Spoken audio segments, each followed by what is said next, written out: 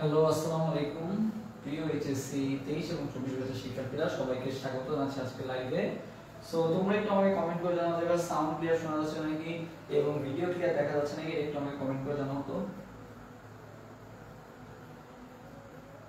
Sound এবং ভিডিওটা clearly দেখা যাচ্ছে নাকি শোনা যাচ্ছে?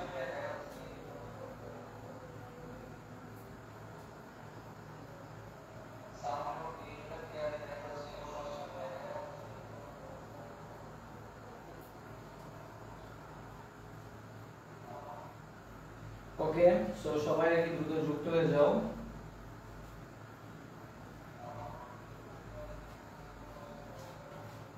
এখন কি ক্লিয়ার শোনা যাচ্ছে?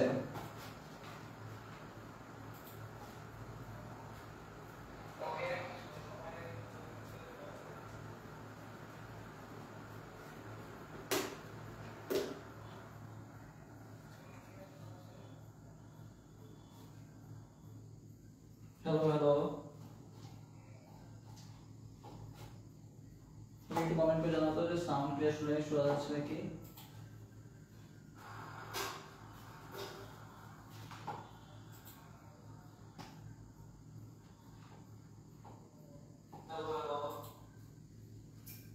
সাউন্ড কি ক্লিয়ার শোনাচ্ছে? ওকে,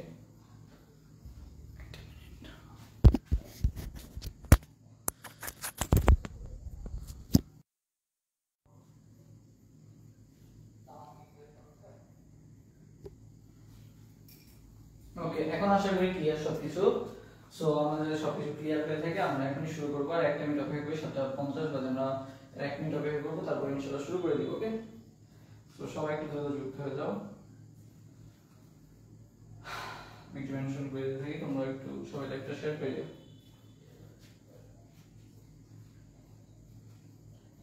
ওকে, আরো যুক্ত হবে সবাই, যুক্ত হও। তারপরে বলো তোমাদের কার কোনটা প্রিপারেশন নিচ্ছ, কে কে এগ্রি প্রিপারেশন নিচ্ছ, কে কে গুচ্ছের প্রিপারেশন নিচ্ছ, কে কে আলিও প্রিপারেশন নিচ্ছ। আজকে মেইনলি আমরা হচ্ছে আলিও কোশ্চেন সলভ করব, প্লাস এগ্রি যারা প্রিপারেশন নিচ্ছ তাদের জন্য এটা কিন্তু হেল্পফুল হবে, যারা আহ, তোমার হচ্ছে রাজশাহী বিশ্ববিদ্যালয়ে প্রিপারেশন নিচ্ছ এবং যাদের স্বপ্ন তোমার রাজশাহী এই কৃষি বিশ্ববিদ্যালয়, সো তাদের সবার জন্য একটা আজকে ক্লাসটা অ্যারেঞ্জ করা। সো সবাই ক্লাসটা ফার্স্ট থেকে লাস্ট পর্যন্ত দেখবা। ওকে, আমরা শুরু করব খুব শীঘ্রই, মাত্র 20 সেকেন্ড অপেক্ষা করব, তারপর ইনশাআল্লাহ শুরু করে দিব। ওকে,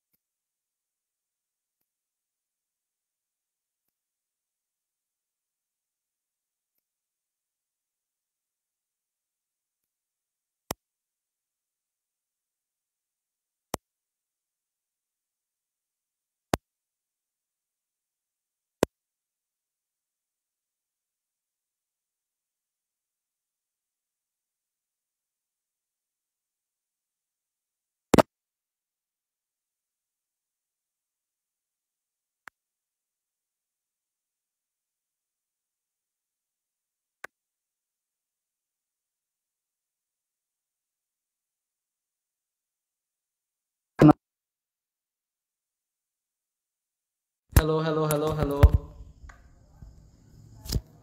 হ্যালো,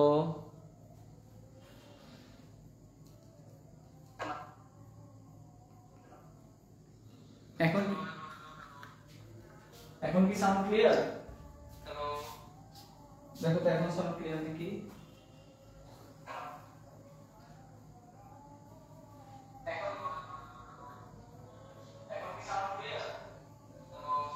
আচ্ছা আচ্ছা ওকে, যদি এখন সাউন্ড ক্লিয়ার হয়ে থাকে তো চলো আমরা ফার্স্ট অবজেক্টিভটা শুরু করি। তো সবাই এক নাম্বার কোশ্চেন আনসার দিয়ে দাও তো।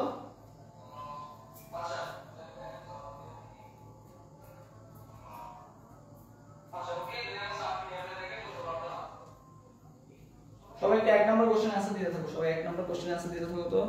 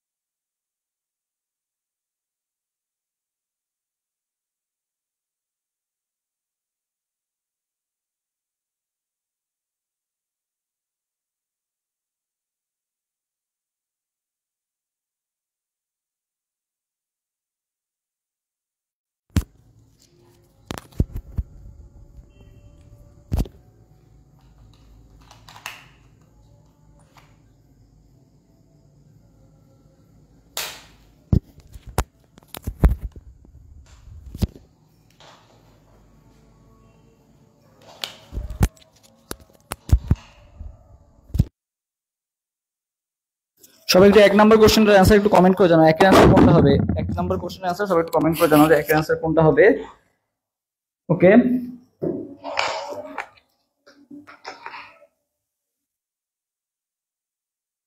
সবাই একটু এক নাম্বার কোশ্চেনের অ্যান্সার একটু কমেন্ট। হ্যাঁ, এবার ঠিক আছে। আচ্ছা, তো দেখো বলা হয়েছে ভাই অ্যাথেরোস্ক্লেরোসিসের জন্য কোনটা সঠিক নয়। এখন অ্যাথেরোস্ক্লেরোসিসটা কি? তোমার যে এই যে তোমার যে ধমনী যেগুলো আছে যেখানে রক্ত সরবরাহ হয়, সেখানে যখন আমাদের কি জমা হয় বলতো? কোলেস্টেরল জমা হয়। কি জমা হয়? কোলেস্টেরল, বা যখন চর্বি জমা হয় তখন হচ্ছে কি হয়, তোমার এই যে নালীটা আছে যেখান থেকে রক্ত প্রবাহিত হয় সেটা আমার সাউন্ড এক নাম্বার কোশ্চেনের অ্যান্সার একটু কমেন্ট। হ্যাঁ, তো দেখো কোলেস্টেরল বা যখন জমা হয় তখন দেখা যায় যে আমাদের ধমনীগুলা বা নাড়িগুলা কি হয়ে যায়? সরু হয়ে যায়। তো যখন সরু হয়ে যায় তখন কি হয়ে যায়? তখন এখান থেকে কিন্তু রক্ত কিন্তু ঠিক মতো তোমার কি হতে পারে না বলতো? যেতে পারে না। যার ফলে কি হয় আমাদের, দেখো ফার্স্ট অফ অল যেটা আছে রক্তে চর্বির পরিমাণের অস্বাভাবিকতা। হ্যাঁ, এটাও ঠিক আছে। এখানে বলা হয়েছে কোনটি সত্য নয়, মানে কোনটা মিথ্যা বা কোনটা ভুল, এটা তোমাকে জানতে চাওয়া হয়েছে। সো এটা একটা ফার্স্ট অপশনটা ঠিক আছে যে হ্যাঁ অস্বাভাবিকতা ঠিক আছে। এরপর সেকেন্ড যেটা বলছে সেটা হচ্ছে উচ্চচাপ হতে পারে, এটাও ঠিক আছে। হ্যাঁ, রক্তের উচ্চচাপও হতে পারে। থার্ড যেটা বলছে স্ট্রোক করার প্রবণতা বেড়ে যেতে পারে। হ্যাঁ, এটাও ঠিক আছে যে ভাই তোমার যখন এটা হবে। আবার সাউন্ড অফ হয়ে গেছে কই? না, এখন সাউন্ড ঠিক আছে। দেখো এরপরে থার্ড নাম্বার যেটা বলছে কি স্ট্রোক করার প্রবণতা বেড়ে যেতে পারে। হ্যাঁ ভাই, এটাও ঠিক আছে। রক্তে সুগারের পরিমাণ কমে যেতে পারে। সো এটা आंसर কোনটা হবে বলতো? না ভাই, রক্তে সুগারের পরিমাণ কমে যেতে পারে এটা হবে না। ঠিক আছে, কোলেস্টেরল গেলে কোনটি সত্য নয় মিথ্যা নয়, এইটা সত্য নয়। বাকি যেগুলো আছে সবগুলাই কিন্তু সঠিক। যেনিয়া মানে হচ্ছে থ্রোম্বোসাইটোসিসের সংখ্যা যে কমে যায় সেটাকে আমরা বলি কি? থ্রোম্বোসাইটোপেনিয়া। ঠিক আছে, তো থ্রোম্বোসাইট মানে কি বলতো? প্লেটলেটটা থ্রোম্বোসাইট কিন্তু সেম জিনিস। সো আমরা যখন দেখছি যখন আমাদের ডেঙ্গু হয়, ঠিক আছে, যখন আমাদের কি হয়? ডেঙ্গু হয়।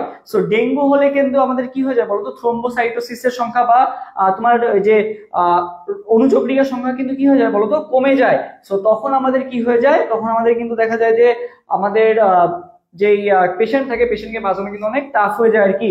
সো এই যে থ্রোম্বোসাইটোপেনিয়া বা থ্রোম্বোসাইটোসিস বা অনুচক্রিকার সংখ্যা যে কমে যাওয়া, এইটা হয় কোন ক্ষেত্রে ভাইয়া?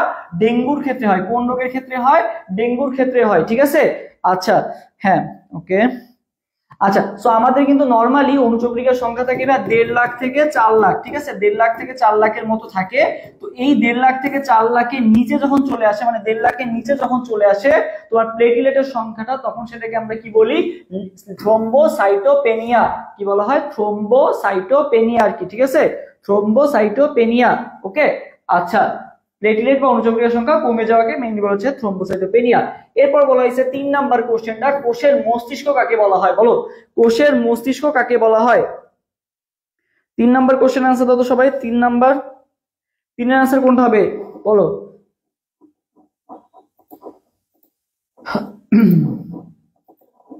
3 নাম্বার কোশ্চেন आंसर দাও তো। 3 এর आंसर কোনটা হবে? এখন তো সাউন্ড ওকে আছে, এখন বলো সবাই 3 এর आंसरটা দাও সবাই। 3 নাম্বার কোশ্চেনের आंसर দাও সবাই। কোষের মস্তিষ্ক কোনটাকে বলা হয়? বলো, কোষের মস্তিষ্ক কোনটাকে বলা হয়? কোষের মস্তিষ্ক কোনটাকে বলা হয় দেখি সবাই। 3 নাম্বার কোশ্চেন आंसर দাও যে 3 এর आंसर কোনটা হবে? কোষের মস্তিষ্ক 3 এর এ, সাদিয়া ইসলাম কমেন্ট করছে 3 এর এ, 3 এর বি, আচ্ছা 3 এর এ বি, আচ্ছা দেখি বাকিরাও কমেন্ট করো। এ আসছে, 3 এর आंसर বি আসছে আর কি। ওকে,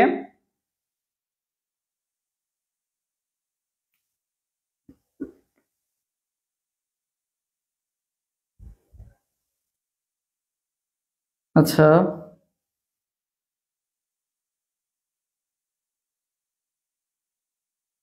আচ্ছা দেখি বাকিরা আছে তো। 3 এর বি নিউক্লিয়াস, আচ্ছা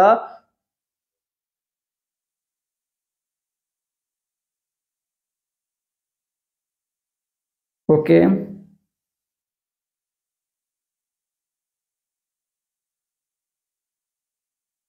3 এর বি, ওকে, আচ্ছা আচ্ছা। হ্যাঁ দেখো, কোষের মস্তিষ্ক মেইনলি বলা হয় কাকে ভাইয়া? নিউক্লিয়াসকে, ঠিক আছে, কোষের মস্তিষ্ক কাকে বলা হয়? নিউক্লিয়াসকে। যদি দেখো ভাই অপশনে নিউক্লিয়াস নাই, তখন সেক্ষেত্রে ভাই লাইসোজোমকে দাগাবা, বুঝছো? বাট কোষের মস্তিষ্ক বা প্রাণকেন্দ্র মেইনলি কাকে বলা হয়? নিউক্লিয়াসকে বলা হয়। কাকে বলা হয়? নিউক্লিয়াসকে বলা হয়। কখনো যদি দেখো যে ভাই নিউক্লিয়াস অপশনে নাই, সেক্ষেত্রে তুমি কাকে দাগাবা? লাইসোজোমকে দাগাবা আর কি। ওকে, 3 এর आंसर বি দাগাবা মেইনলি, ঠিক আছে। কোষের প্রাণকেন্দ্র বা ইয়া বলা হয় কাকে? মেইনলি নিউক্লিয়াসকে বলা হয়। যখন দেখো যে নিউক্লিয়াস নাই, তখন তুমি কাকে দাগাবা? লাইসোজোমকে দাগাবা। ওকে, আচ্ছা 4 নাম্বার, অক্সিজেন সমৃদ্ধ রক্ত প্রবাহের সাথে হৃৎপিণ্ডের যে অংশ জড়িত নয়, মানে এখানে তোমাকে বলা হয়েছে অক্সিজেন, ঠিক আছে, অক্সিজেন সমৃদ্ধ রক্ত। সো আমাদের ক্ষেত্রে, এটার ক্ষেত্রে আমাদের সবচেয়ে ভালো মতো যেটা পারা লাগবে, আমাদের ব্লাড সার্কুলেশন যে সিস্টেমটা আছে, এই ব্লাড সার্কুলেশন সিস্টেমটা কিন্তু খুব ভালো মতো জানতে হবে আর কি, বুঝছো? সো ব্লাড সার্কুলেশন সিস্টেম, সবাই একটু 4 নাম্বার কোশ্চেন आंसर দাও তো। 4 এর आंसर কোনটা হবে? 4 নাম্বার কোশ্চেন आंसर দাও যে অক্সিজেন সমৃদ্ধ রক্ত প্রবাহের সাথে হৃৎপিণ্ডের কোন অংশ জড়িত নয়? হৃৎপিণ্ডের কোন অংশ জড়িত নয়, এটা একটু জানো সবাই।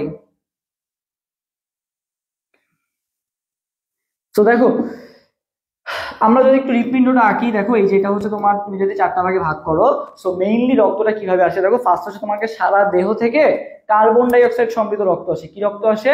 কার্বন ডাই অক্সাইড সমৃদ্ধ রক্ত। এখানে মনে করো আছে কি? ফুসফুস। সো কি হয়, এই কার্বন ডাই অক্সাইড সমৃদ্ধ রক্ত, আমি একটু অন্য কালার দিয়ে দেখাই তাহলে ভালো হয়। দেখো এই যে কার্বন ডাই অক্সাইড সমৃদ্ধ রক্ত, মনে করো হচ্ছে সবুজ কালি দিয়ে দেখালাম। কার্বন ডাই অক্সাইড সমৃদ্ধ রক্ত এই যে সারা দেহ থেকে আসে, এসে হচ্ছে এখান থেকে যে তোমার হচ্ছে এই যে ফুসফুসে যায়, ঠিক আছে। এই ফুসফুস থেকে এটা কিসে পরিণত হয়? অক্সিজেন সমৃদ্ধ রক্তে পরিণত হয়। এই অক্সিজেন সমৃদ্ধ রক্তে পরিণত হয়ে আবার এখান থেকে প্রবেশ করে, এখান থেকে কি হয়ে যায় বলতো? সারা দেহে প্রবাহিত হয়ে যায় আর কি। সো আমাদের এক্ষেত্রে মনে হচ্ছে কি এটা ডান, বাট আসলে কি এটা বাম, ঠিক আছে। সো বাম অ্যাট্রিয়াম আর বাম ভেন্ট্রিকল যেটা আছে, এটা হচ্ছে আমাদের অক্সিজেন সমৃদ্ধ রক্ত বহন করে। আর ডান অ্যাট্রিয়াম এবং ডান ভেন্ট্রিকল যেটা আছে, এটা কার্বন ডাই অক্সাইড সমৃদ্ধ রক্ত বহন করে। কোনটা? ডানটা। সো দেখো এখানে কি আছে ভাইয়া? কোনটা অক্সিজেন সমৃদ্ধ রক্তের সাথে জড়িত নয়? এখানে ডান ভেন্ট্রিকল অপশনে আছে। সো ডান ভেন্ট্রিকল তো জড়িত না, বাম ভেন্ট্রিকল যুক্ত, বাম অ্যাট্রিয়াম যুক্ত। তাহলে অ্যান্সার কোনটা হবে? অ্যান্সার হবে ভাইয়া বি নাম্বারটা। 4 এর অ্যান্সার কোনটা হবে? 4 এর অ্যান্সার হবে বি নাম্বারটা। এই জাস্ট ইমেজটার কথা মনে রাখবা, তাহলেই আর কি হবে। ওকে, সো আশা করি 4 নাম্বারটা আমাদের ক্লিয়ার। 5 নাম্বার, পূর্ণবয়স্ক একজন ব্যক্তির ওজন দেওয়া আছে তোমার কত? 63 কেজি এবং উচ্চতা দেওয়া আছে 64 ইঞ্চি। এটার বিএমআই, সো দেখতেই পাচ্তেছো রাজশাহী বিশ্ববিদ্যালয়ে কিন্তু বিএমআই এর ম্যাথ আসতেছে। রাজশাহী বিশ্ববিদ্যালয়ে কি আসতেছে? বিএমআই এর ম্যাথ আসতেছে আর কি। সো তুমি যদি একটু বিএমআই যদি চিন্তা করো, বিএমআই এর কথা কি বলতো? বিএমআই সূত্র কি? তোমাকে হচ্ছে কি ওজন যেটা দেওয়া আছে ওজন ভাগ কি উচ্চতা যেটা দেওয়া আছে না, উচ্চতা কত আছে 64 ইঞ্চি না, এখানে কিন্তু তোমার 64 ইঞ্চি না, এটাকে কিসে কনভার্ট করতে হবে, এই 64 ইঞ্চিকে মিটারে কনভার্ট করতে হবে। কিসে কনভার্ট করতে হবে, মিটারে কনভার্ট করতে হবে। সবাই একটু 5 নাম্বার কোশ্চেন আনসার দাও তো দেখি, 5 এর আনসার কে কে পারো, 5 নাম্বার কোশ্চেন আনসার সবাই দেখতে চাই, 5 এর আনসারটা দাও সবাই। 5, হ্যাঁ ওকে, দেখি 5 নাম্বার কোশ্চেন আনসার কেউ দিছো? আচ্ছা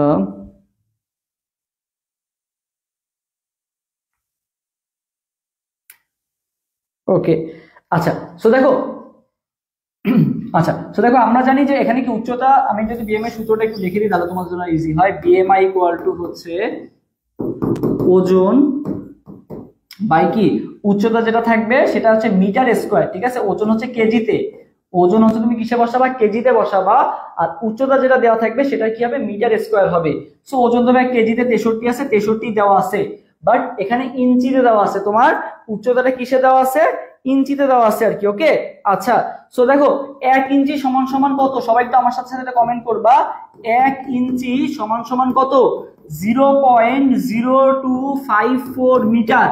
সবাই একটু মানটা কমেন্ট করো তো, 0.0254 মিটার, 0.0254 মিটার, এটা একটু সবাই কমেন্ট করো তো, এই মানটা একটু সবাই কমেন্ট করো।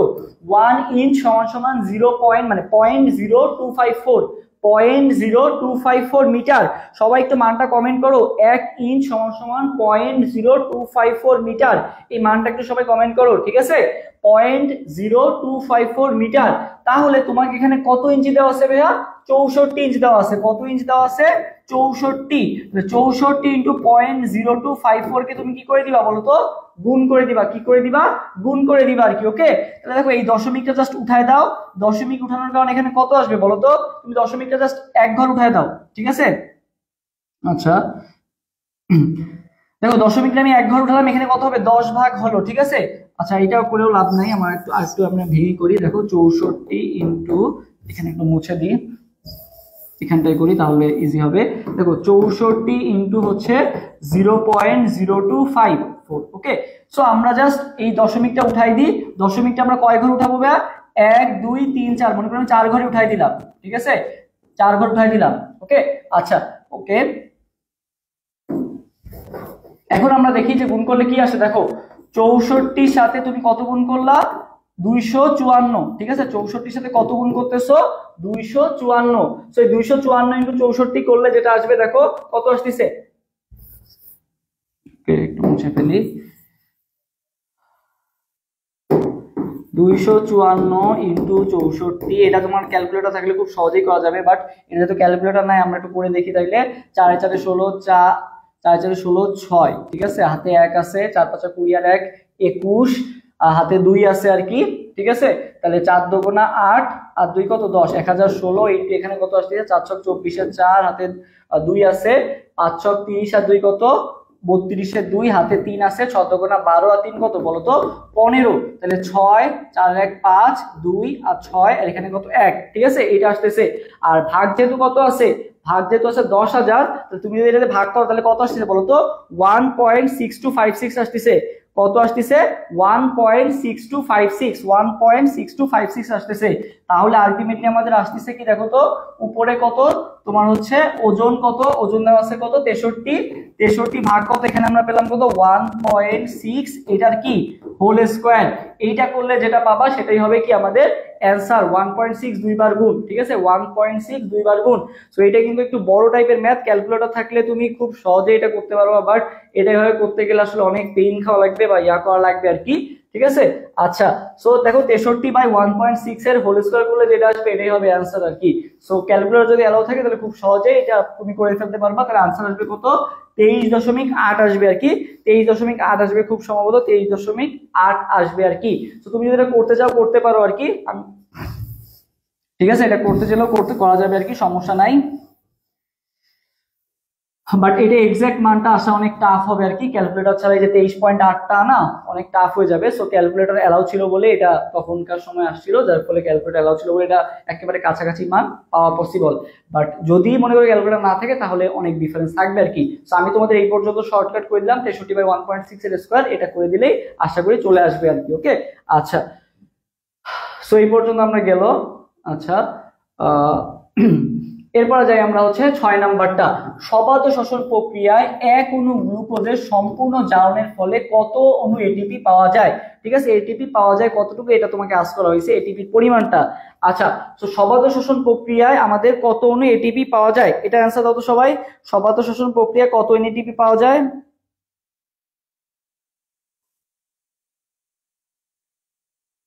আচ্ছা আচ্ছা, সো দেখো সবাত শ্বসন আমাদের কি কি হয় ভাই, গ্লাইকোলাইসিস হয়। কি হয়? গ্লাইকোলাইসিস। এখানে হচ্ছে আমরা 6 অণু এটিপি পাই। ঠিক আছে, গ্লাইকোলাইসিসে কয় অণু এটিপি পাই? 6 অণু এটিপি পাই। ঠিক আছে, গ্লাইকোলাইসিসে 6 অণু এটিপি পাই। অ্যাসিটাইল কোয়ে যখন সৃষ্টি হয়, অ্যাসিটাইল কোয়ে যখন সৃষ্টি হয় তখন হচ্ছে আমাদের 6 অণু এটিপি তৈরি হয়। আর যখন হচ্ছে ক্রেবস চক্র হয়, কি চক্র হয়? ক্রেবস চক্র, তখন হচ্ছে 24 অণু এটিপি তৈরি হয়। ঠিক আছে, তাহলে টোটাল আমাদের কত অণু হচ্ছে দেখো, 24 আর 6 কত? 30, 30 আর 6 কত? 36, টোটাল 36 অণু এটিপি আমাদের তৈরি হচ্ছে কোথায়? এই হচ্ছে গ্লাইকোলাইসিসে। ঠিক আছে, কোথায়? গ্লাইকো মানে সরি ইয়াতে সবাত শ্বসন প্রক্রিয়ায়। সবাত শ্বসন প্রক্রিয়ায় গ্লাইকোলাইসিসে তৈরি হয় 6 অণু এটিপি। তারপরে হচ্ছে অ্যাসিটাইল কোয়েতে সৃষ্টি হয় 6 অণু এটিপি, আর ক্রেবস চক্রে সৃষ্টি হয় 24 অণু এটিপি। তাহলে 24 আর 6 30, আর 6 কত? 36, টোটাল আমাদের 36 অণু এটিপি পাওয়া যাচ্ছে হচ্ছে কোথা থেকে? আমাদের গ্লাইকোলাইসিস সরি হচ্ছে সবাত শ্বসন প্রক্রিয়ায়। আচ্ছা, 7 নাম্বার কোশ্চেনে কি বলা হয়েছে? 7 নাম্বার কোশ্চেনে বলা হয়েছে ইনসুলিনের পলিপেপটাইড চেইন যুক্ত মানে চেইন সমূহ যুক্ত থাকে কিসে? ইনসুলিনের যে পলিপেপটাইড চেইন থাকে এগুলো যুক্ত থাকে একটা আরেকটার সাথে যুক্ত থাকে কোন বন্ধনীর মাধ্যমে?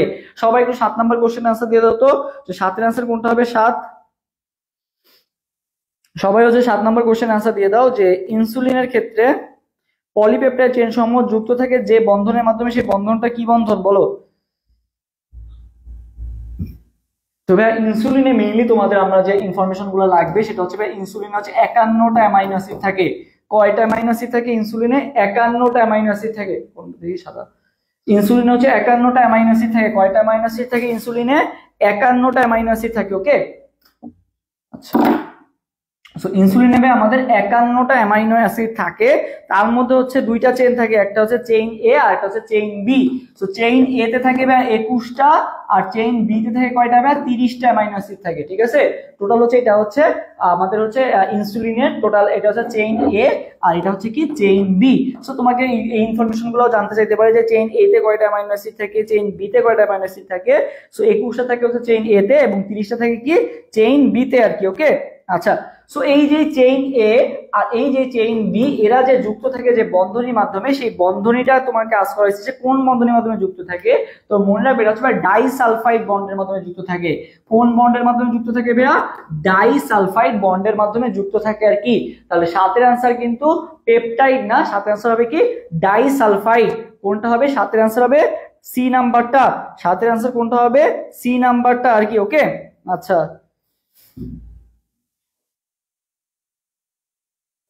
আচ্ছা, হ্যাঁ এই যে দুইটা মানে তোমার চেইন এ চেইন বি যে দুটো পলিপেপটাইড আছে কিসের মাধ্যমে যুক্ত থাকে? ডাই সালফাইডের মাধ্যমে যুক্ত থাকে আর কি। আশা করি এটা ভুল হবে না, কেউ আবার পেপটাইড ভুলে দাগায় না। ওকে আচ্ছা, এরপর আসি হচ্ছে আমরা 8 নাম্বার। সবাই এরপরে 8 নাম্বার কোশ্চেন আছে। হ্যাঁ 7 এর आंसर সি হবে। এরপর সবাই 8 নাম্বার কোশ্চেন आंसर দাও যে 8 এর आंसर কোনটা হবে? 8। এরপর সবাই 8 নাম্বার কোশ্চেন आंसर দিয়ে দাও যে 8 এর आंसर কোনটা হবে?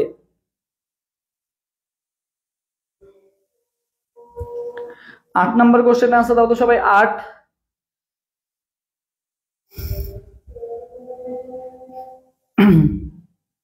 তবে 8 নাম্বার কোশ্চেন आंसर দাও যে 8 এর आंसर কোনটা হবে?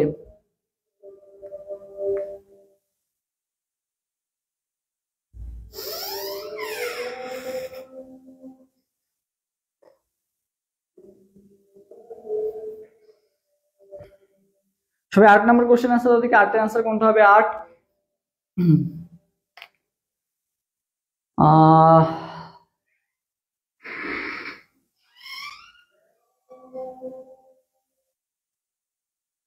সবাই দ্রুত 8 নাম্বার কোশ্চেন आंसर দাও। 8 এর आंसर কি এত কঠিন?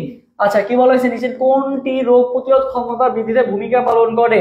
তবে আর্সেনিক, এটা কিন্তু আমরা ওই যে এটা মনে রাখবো হচ্ছে কেমিস্ট্রিতে পড়ছো না তোমরা, কেমিস্ট্রিতে পরিবেশ রসায়নে পড়ছো না যে কেমিস্ট্রি সেকেন্ড পার্টের এখানে আর্সেনিকের কারণে কি হয় আমাদের বিভিন্ন ধরনের রোগ হয়, তারপর হচ্ছে যে তোমার কার্সিনোজেন হয়, তারপর হচ্ছে ব্ল্যাক ফুড ডিজিজ হয়, তারপরে হচ্ছে তোমার যে আর্সেনিকের কারণে কিন্তু ক্যান্সার হয়, অনেক কিছু আর কি দেওয়া আছে আর কি, ঠিক আছে। তারপর নিকেল, জিঙ্ক, লেড, অনেক কিছু আছে। তো এখানে দেখো আমাদের ওখানে দেখো লেড যেটা আছে ভাইয়া, লেডের কারণে কি হয়, লেডের কারণে আমরা পড়ছিলাম যে তোমার দাঁতের মানে নীলাভ হয়, শিশুর আইকিউ হ্রাস পায়, এগুলাও কিন্তু ছিল আর কি, ঠিক আছে। তারপর নিকেল যেটা আছে না, এটাও কিন্তু আমাদের দূষক হিসেবেই কাজ করে, নিকেলও কিন্তু আমাদের দূষকের মধ্যেই পড়ে আর কি।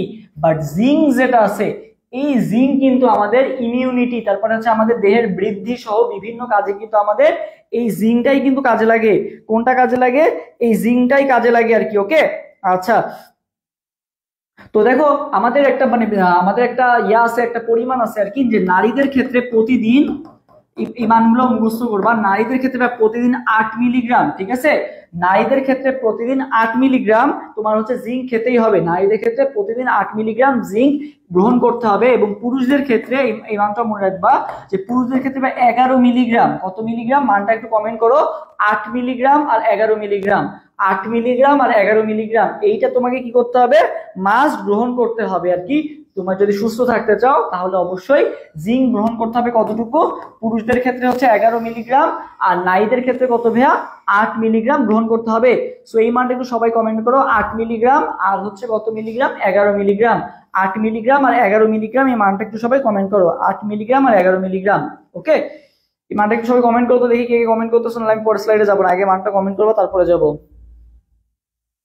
8 মিলিগ্রাম এবং 11 মিলিগ্রাম এটুকু সবাই কমেন্ট করো, 8 মিলিগ্রাম এবং 11 মিলিগ্রাম এটুকু সবাই কমেন্ট করো।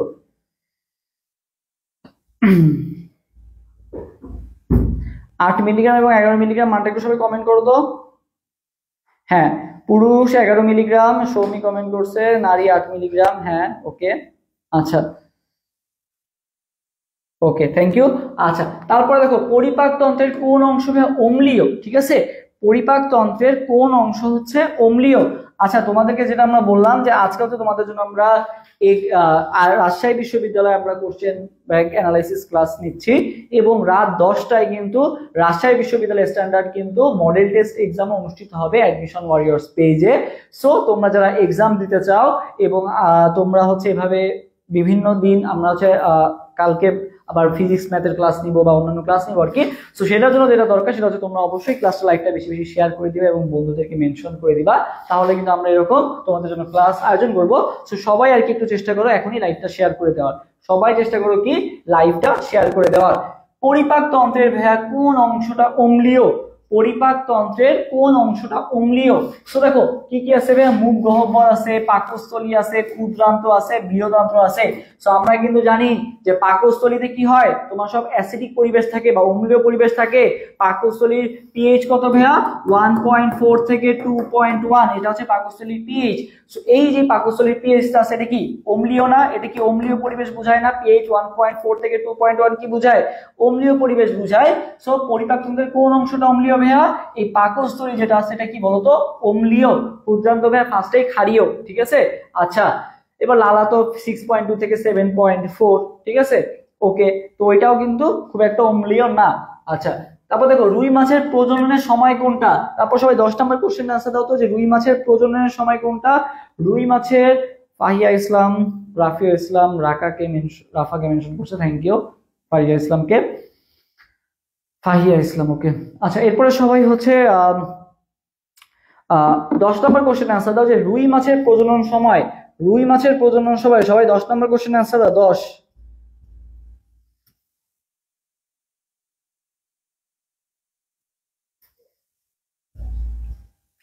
সবাই 10 নম্বর কোশ্চেন আনসার দাও, যে রুই মাছের প্রজনন সময় কোনটা। রুই মাছের জুন জুলাই। আচ্ছা দেখো রুই মাছ হচ্ছে মেইনলি প্রজনন করে হচ্ছে মনে রাখবা বর্ষাকালে, কোন কালে করে, বর্ষাকালে করে। আর বর্ষাকাল বলতেই কোন মাস বোঝায়, জুন জুলাই মাসকে বোঝায়, ঠিক আছে, জুন জুলাই মাস, ঠিক আছে, এটা হচ্ছে বর্ষাকালে হচ্ছে ওদের মানে হচ্ছে প্রজনন সময় হচ্ছে প্রজনন ঋতু বলা যায় হচ্ছে বর্ষাকালকে।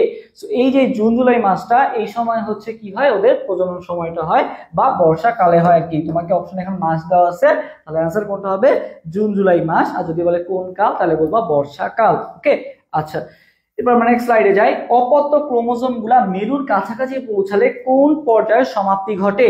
তোমার অপত্য যে ক্রোমোজোম গুলো আছে এগুলা মেরুর কাছাকাছি, সো মেরুর কাছাকাছি পৌঁছালে কোন পর্যায়ে সমাপ্তি ঘটে? সবাই 11 নম্বর কোশ্চেন আনসার দাও তো, যে 11 আনসার কোনটা হবে? 11 নম্বর কোশ্চেন আনসারটা দিয়ে দাও, যে 11 আনসার কোনটা হবে? 11 10 হয়ে গেলে এবার 11 আনসার দাও। 11 নম্বর কোশ্চেন আনসার দাও তো।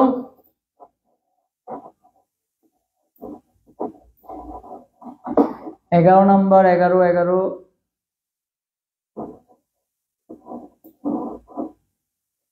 আচ্ছা ওকে,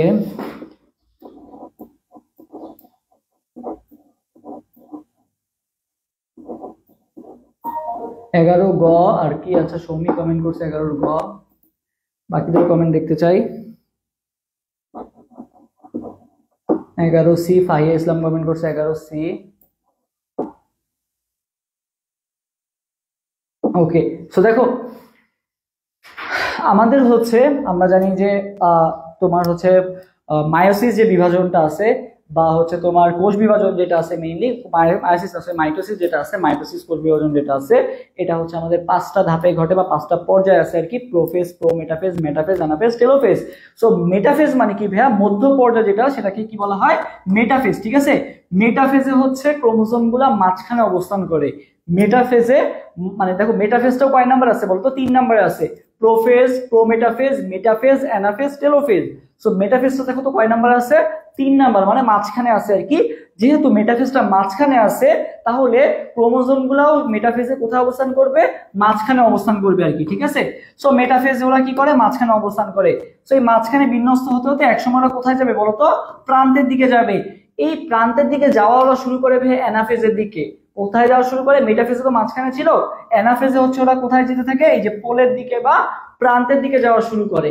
আর অ্যানা মানে কি বলতো? অ্যানা মানে হচ্ছে গতি পর্যায়। এটা যদি কারো মনে না থাকে ভাই মনে রাখতে পারো যে ওই যে অ্যানা নামে একটা বাস আছে না, এনা নামে একটা বাস আছে না, এনা বাস। তো মনে হবে এনা বাস কি? এনা পর এনা মানে তোমার অ্যানাফেজকে বলা হয় গতিশীল পর্যায়। সো অ্যানা যেহেতু মনে রাখবে গতি বা গাড়ি চলে বা ইয়া চলে, সো অ্যানার অনেক গতি। সো মনে রাখবে যে অ্যানাফেজে কি হয়? এরা হচ্ছে দ্রুত গতিতে আগাতে থাকে আর কি। সো যখন এরা আগাতে আগাতে একেবারে প্রান্তে পৌঁছায় গেল, অ্যানাফেজ যেহেতু গতি পর্যায়, সো যেতে যেতে যখন প্রান্তে পৌঁছায় গেল তখন কোন পর্যায়টা শেষ হয়ে গেল? অ্যানাফেজ পর্যায়টা কি হয়ে গেল? শেষ হয়ে গেল। কোন পর্যায়টা শেষ হয়ে গেল? অ্যানাফেজ বা গতি পর্যায়টা ওদের কি হয়ে গেল? থেমে গেল বা শেষ হয়ে গেল। তাহলে অ্যানাফেজ পর্যায়ে কি হয়? তোমার হচ্ছে সমাপ্তি ঘটে হচ্ছে তোমার কেন্দ্রে মানে প্রান্তে পৌঁছালে আর কি। ওকে, তাহলে অ্যান্সার কোনটা হবে? এটার অ্যান্সার সি নাম্বারটা। ওকে নেক্সট কোশ্চেনে যাই আমরা। 12 নম্বর কোশ্চেনে কি বলা হয়েছে? মানুষের ফুসফুসে অক্সিজেনের প্রবেশের নির্দেশিত পথ, অক্সিজেন প্রবেশের নির্দেশিত পথ কোনটা বলো? সবাই এরপরে হচ্ছে 12 নম্বর কোশ্চেন আনসার দাও, যে 12 অ্যান্সার কোনটা হবে? 12 অ্যান্সারটা কোনটা হবে একটু একটু কমেন্ট করে জানাও। 12 নম্বর কোশ্চেন আনসার সবাই একটু কমেন্ট করে জানাও। 12।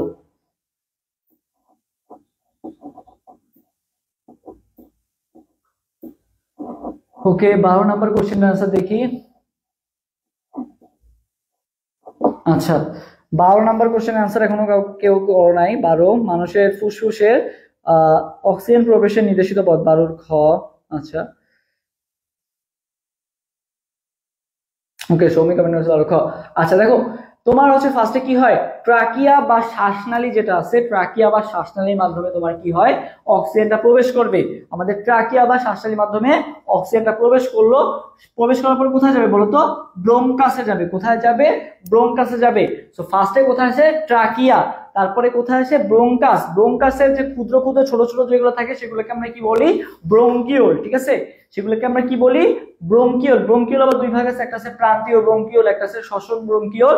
সো ব্রোঙ্কাসের পরে যেটা থাকে বা ছোট ছোট যেগুলো থাকে সেগুলোকে আমরা কি বলি? ব্রোঙ্কিওল। এবং ফুসফুসের গঠন ও কার্যকরী একক কোনটাকে বলা হয়? তো অ্যালভিওলাইকে বলা হয়। এবং অ্যালভিওলাই থেকে কোথায়? সবার লাস্টে থাকে হচ্ছে অ্যালভিওলাই। ওকে, সো আমরা যদি একটু সিএল ওয়াই যাই, ট্রাকিয়া, তারপরে কোথায় ব্রোঙ্কাস, তারপরে কি ব্রোঙ্কিওল, তারপরে কি অ্যালভিওলাই। এটাই হচ্ছে আমাদের কি মেইনলি আমাদের যে অক্সিজেনের যে নির্দেশিত পথটা আছে অক্সিজেনটা এইভাবেই প্রবাহিত হয়, ট্রাকিয়া, ব্রোঙ্কাস, ব্রোঙ্কিওল, অ্যালভিওলাই। ওকে, তাহলে 12 আনসার হবে বি। কে কে কমেন্ট করছো দেখি? এপিস মেলিফেরা কমেন্ট করছো, সাজ্জাদ মোল্লা কমেন্ট করছো, ফাইয়া ইসলাম কমেন্ট করছো, সাইমা আক্তার, ওকে, মৌসেন কমেন্ট করছো। আচ্ছা, সবার নামই তো মোটামুটি পড়লাম, সাজ্জাদ মোল্লা, ওকে, সাদিয়া ইসলাম, ওকে, থ্যাংক ইউ। যারা কমেন্ট করতেছো তাদেরকে অসংখ্য ধন্যবাদ, তোমরা এইভাবে কমেন্ট করতে থাকবা এবং পাশাপাশি লাইভটা শেয়ারও করে দিবা। ঘাসফড়িং এর অ্যান্টেনার অংশ নয় কোনটি? হ্যাঁ, ঘাসফড়িং এর অ্যান্টেনার অংশ কি কি? এটা একবারেই মুখস্থ করবে টানা, escape, pedicel, flagellum, scape, pedicel, ফ্লাজেলাম, ঠিক আছে? এসকেপ, প্লাডিসেল, পেডিসেল, আর একটা কোনটা? ফ্লাজেলাম। এসকেপ, পেডিসেল, আর একটা কোনটা? Flagellum. Scape, pedicel, flagellum, scape, pedicel, flagellum. এটা হচ্ছে ঘাসফড়িং এর তোমার অ্যান্টেনা তিনটা অংশ। অ্যান্টেনার কয়টা অংশ? তিনটা অংশ, এসকেপ, পেডিসেল, ফ্লাজেলাম।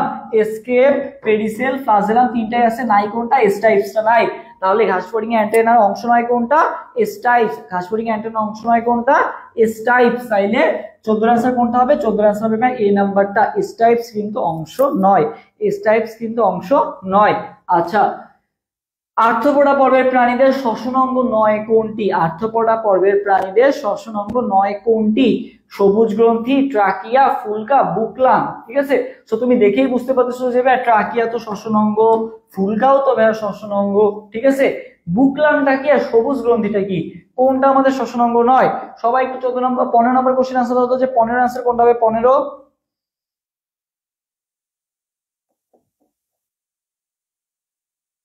ওকে, 15 নম্বর কোশ্চেন আনসার দাও তো, 15।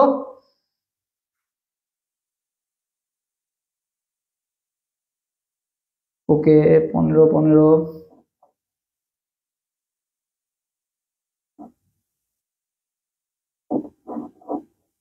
15 আনসার সি। আচ্ছা, 15 আনসার সি আসছে। আচ্ছা,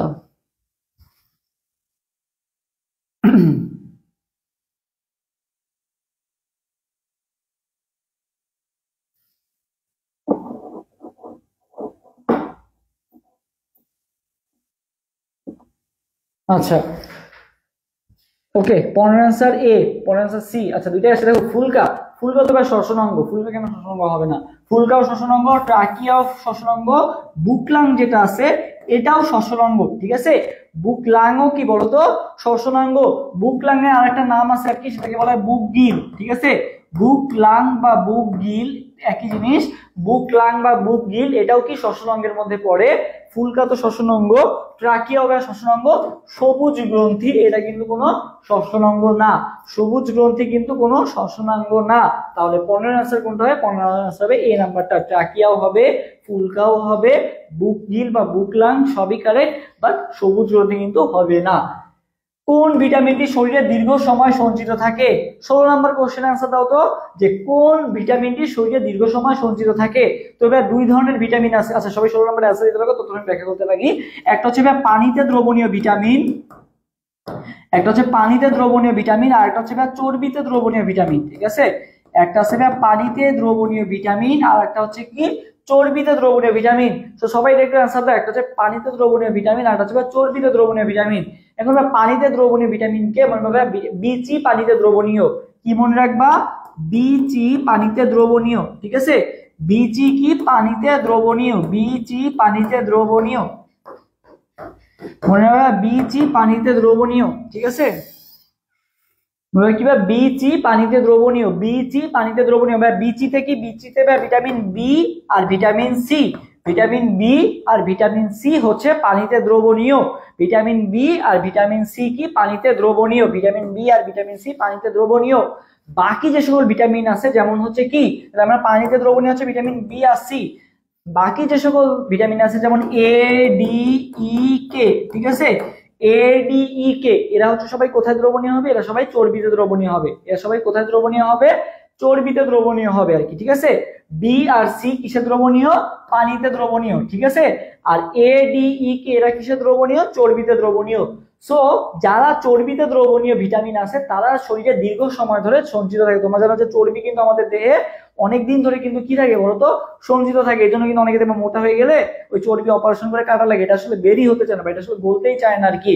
সো মনে রাখবা ভাইয়া, দীর্ঘ সময় ধরে সঞ্চিত থাকে কোনগুলা, চর্বিতে দ্রবণীয় ভিটামিন গুলা হচ্ছে আমাদের দীর্ঘ সময় ধরে সঞ্চিত থাকে কোনটা, চর্বিতে দ্রবণীয় ভিটামিন গুলা। এ ডি ই কে অপশনে কোনটা আছে, ভিটামিন এ আছে। তাহলে অ্যান্সার কোনটা হবে, 16 এর অ্যান্সার হবে ভাইয়া সি নাম্বারটা। 16 এর অ্যান্সার হবে কোনটা, সি নাম্বারটা। ভিটামিন এ হবে, কোনটা হবে, এ হবে, এ এ ঠিক আছে, এ এ ডি ই কে। ওকে, সবাই হচ্ছে ইয়াতে দ্রবণীয়। আচ্ছা, তাহলে অ্যান্সার কোনটা হবে, অ্যান্সার হবে সি নাম্বারটা। সব যারা ডি অ্যান্সার দিছো ডি না ভাইয়া, সি হবে অ্যান্সার। কোনটা হবে, সি হবে। 16 অ্যান্সার হবে সি নাম্বারটা। ওকে, সিরামের ক্ষেত্রে 17 নম্বর কোশ্চেন আনসার দাও। সিরামের ক্ষেত্রে কোনটা প্রযোজ্য নয়, সিরামের ক্ষেত্রে প্রযোজ্য নয় কোনটি, সিরামের ক্ষেত্রে প্রযোজ্য নয় কোনটি, সবাই একটু 17 নম্বর কোশ্চেন আনসার দাও তো। 17 অ্যান্সার কোনটা হবে, সিরামের ক্ষেত্রে কোনটা প্রযোজ্য নয়, সিরাম বলো।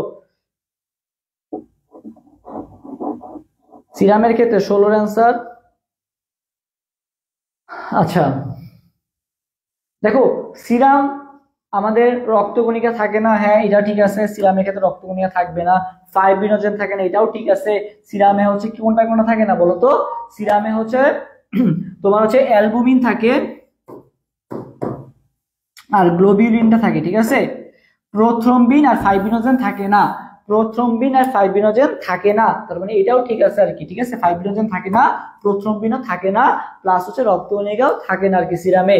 আচ্ছা, সাধারণ অবস্থায় দেহের ভিতরে থাকে না, হ্যাঁ এটাও ঠিক আছে, সাধারণ অবস্থায় দেহের ভিতরে থাকবেও না, ঠিক আছে। তঞ্চন ধর্ম উপস্থিত না ভাই, তঞ্চন ধর্ম উপস্থিত এটা হবে না, ঠিক আছে। তঞ্চন ধর্ম এদের অনুপস্থিত, ঠিক আছে। সিরামে কি তঞ্চন ধর্ম হচ্ছে অনুপস্থিত, তঞ্চন ধর্ম অনুপস্থিত, এটা মাথায় রাখবা যে সিরামে কিন্তু কখনো তঞ্চন ধর্ম থাকে না, ঠিক আছে।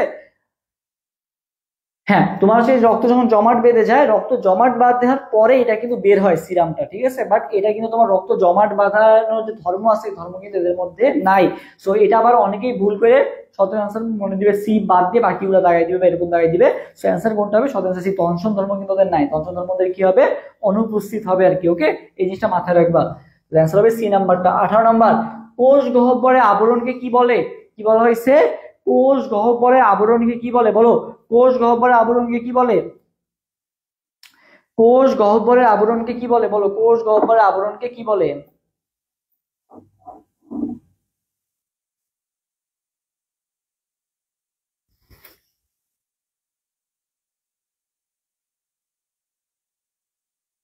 বলো সবাই হচ্ছে একটু 18 নম্বর কোশ্চেন আছে দাও যে কোষ গহ্বরকে,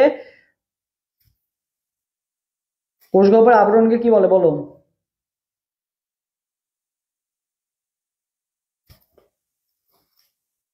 আচ্ছা ওকে, 18 আনসার পাই নাই। আচ্ছা দেখো, এই যে টনোপ্লাস্ট, আচ্ছা কোষ গহ্বরের আবরণ, আচ্ছা এটা টরোপ্লাস্ট হয়ে গেছে, এখানে অপশনে ভুল হয়ে গেছে, এটা হচ্ছে টরোপ্লাস্ট না, এটা হচ্ছে টনোপ্লাস্ট। এটা কোনটা হবে, টনো, ঠিক আছে, টাইপিং মিস্টেক আর কি। টনোপ্লাস্ট, ঠিক আছে, কি হবে, টনোপ্লাস্ট।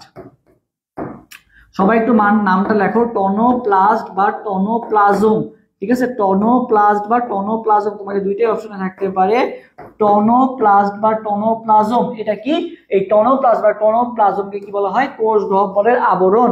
কোষ গহ্বরের আবরণকে কি বলা হয়, টনোপ্লাস্ট বা টনোপ্লাজম। এটা মানে প্রোটোপ্লাজম নিয়ে গঠিত যে আবরণটা হচ্ছে কোষ গহ্বরকে ঢেকে রাখে, তাকে আমরা কি বলি, টনোপ্লাস্ট বা টনোপ্লাজম। তাহলে অ্যান্সার কোনটা হবে, অ্যান্সার হবে খ নাম্বারটা, টনোপ্লাস্ট বা টনোপ্লাজম, টনোপ্লাস্ট বা টনোপ্লাজম। 18 অ্যান্সার কোনটা হবে, বি নাম্বারটা হবে।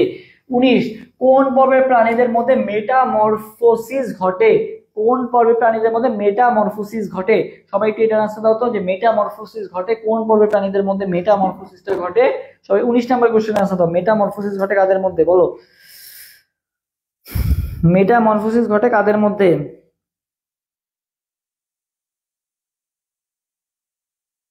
মেটামরফোসিস ঘটে কাদের মধ্যে, টনোপ্লাস্ট, ওকে টনোপ্লাস্ট, টনোপ্লাজম, ওকে থ্যাংক ইউ কমেন্ট করার জন্য।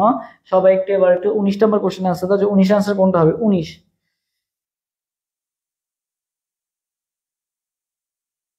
19 আনসার কোনটা হবে, 19।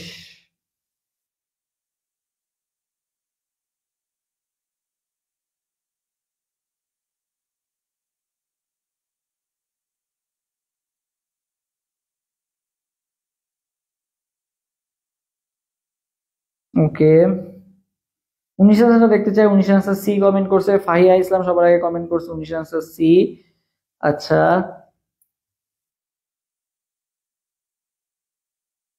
বাকিরাও দেখি কমেন্ট করো 19 আনসার কোনটা হবে। ওকে,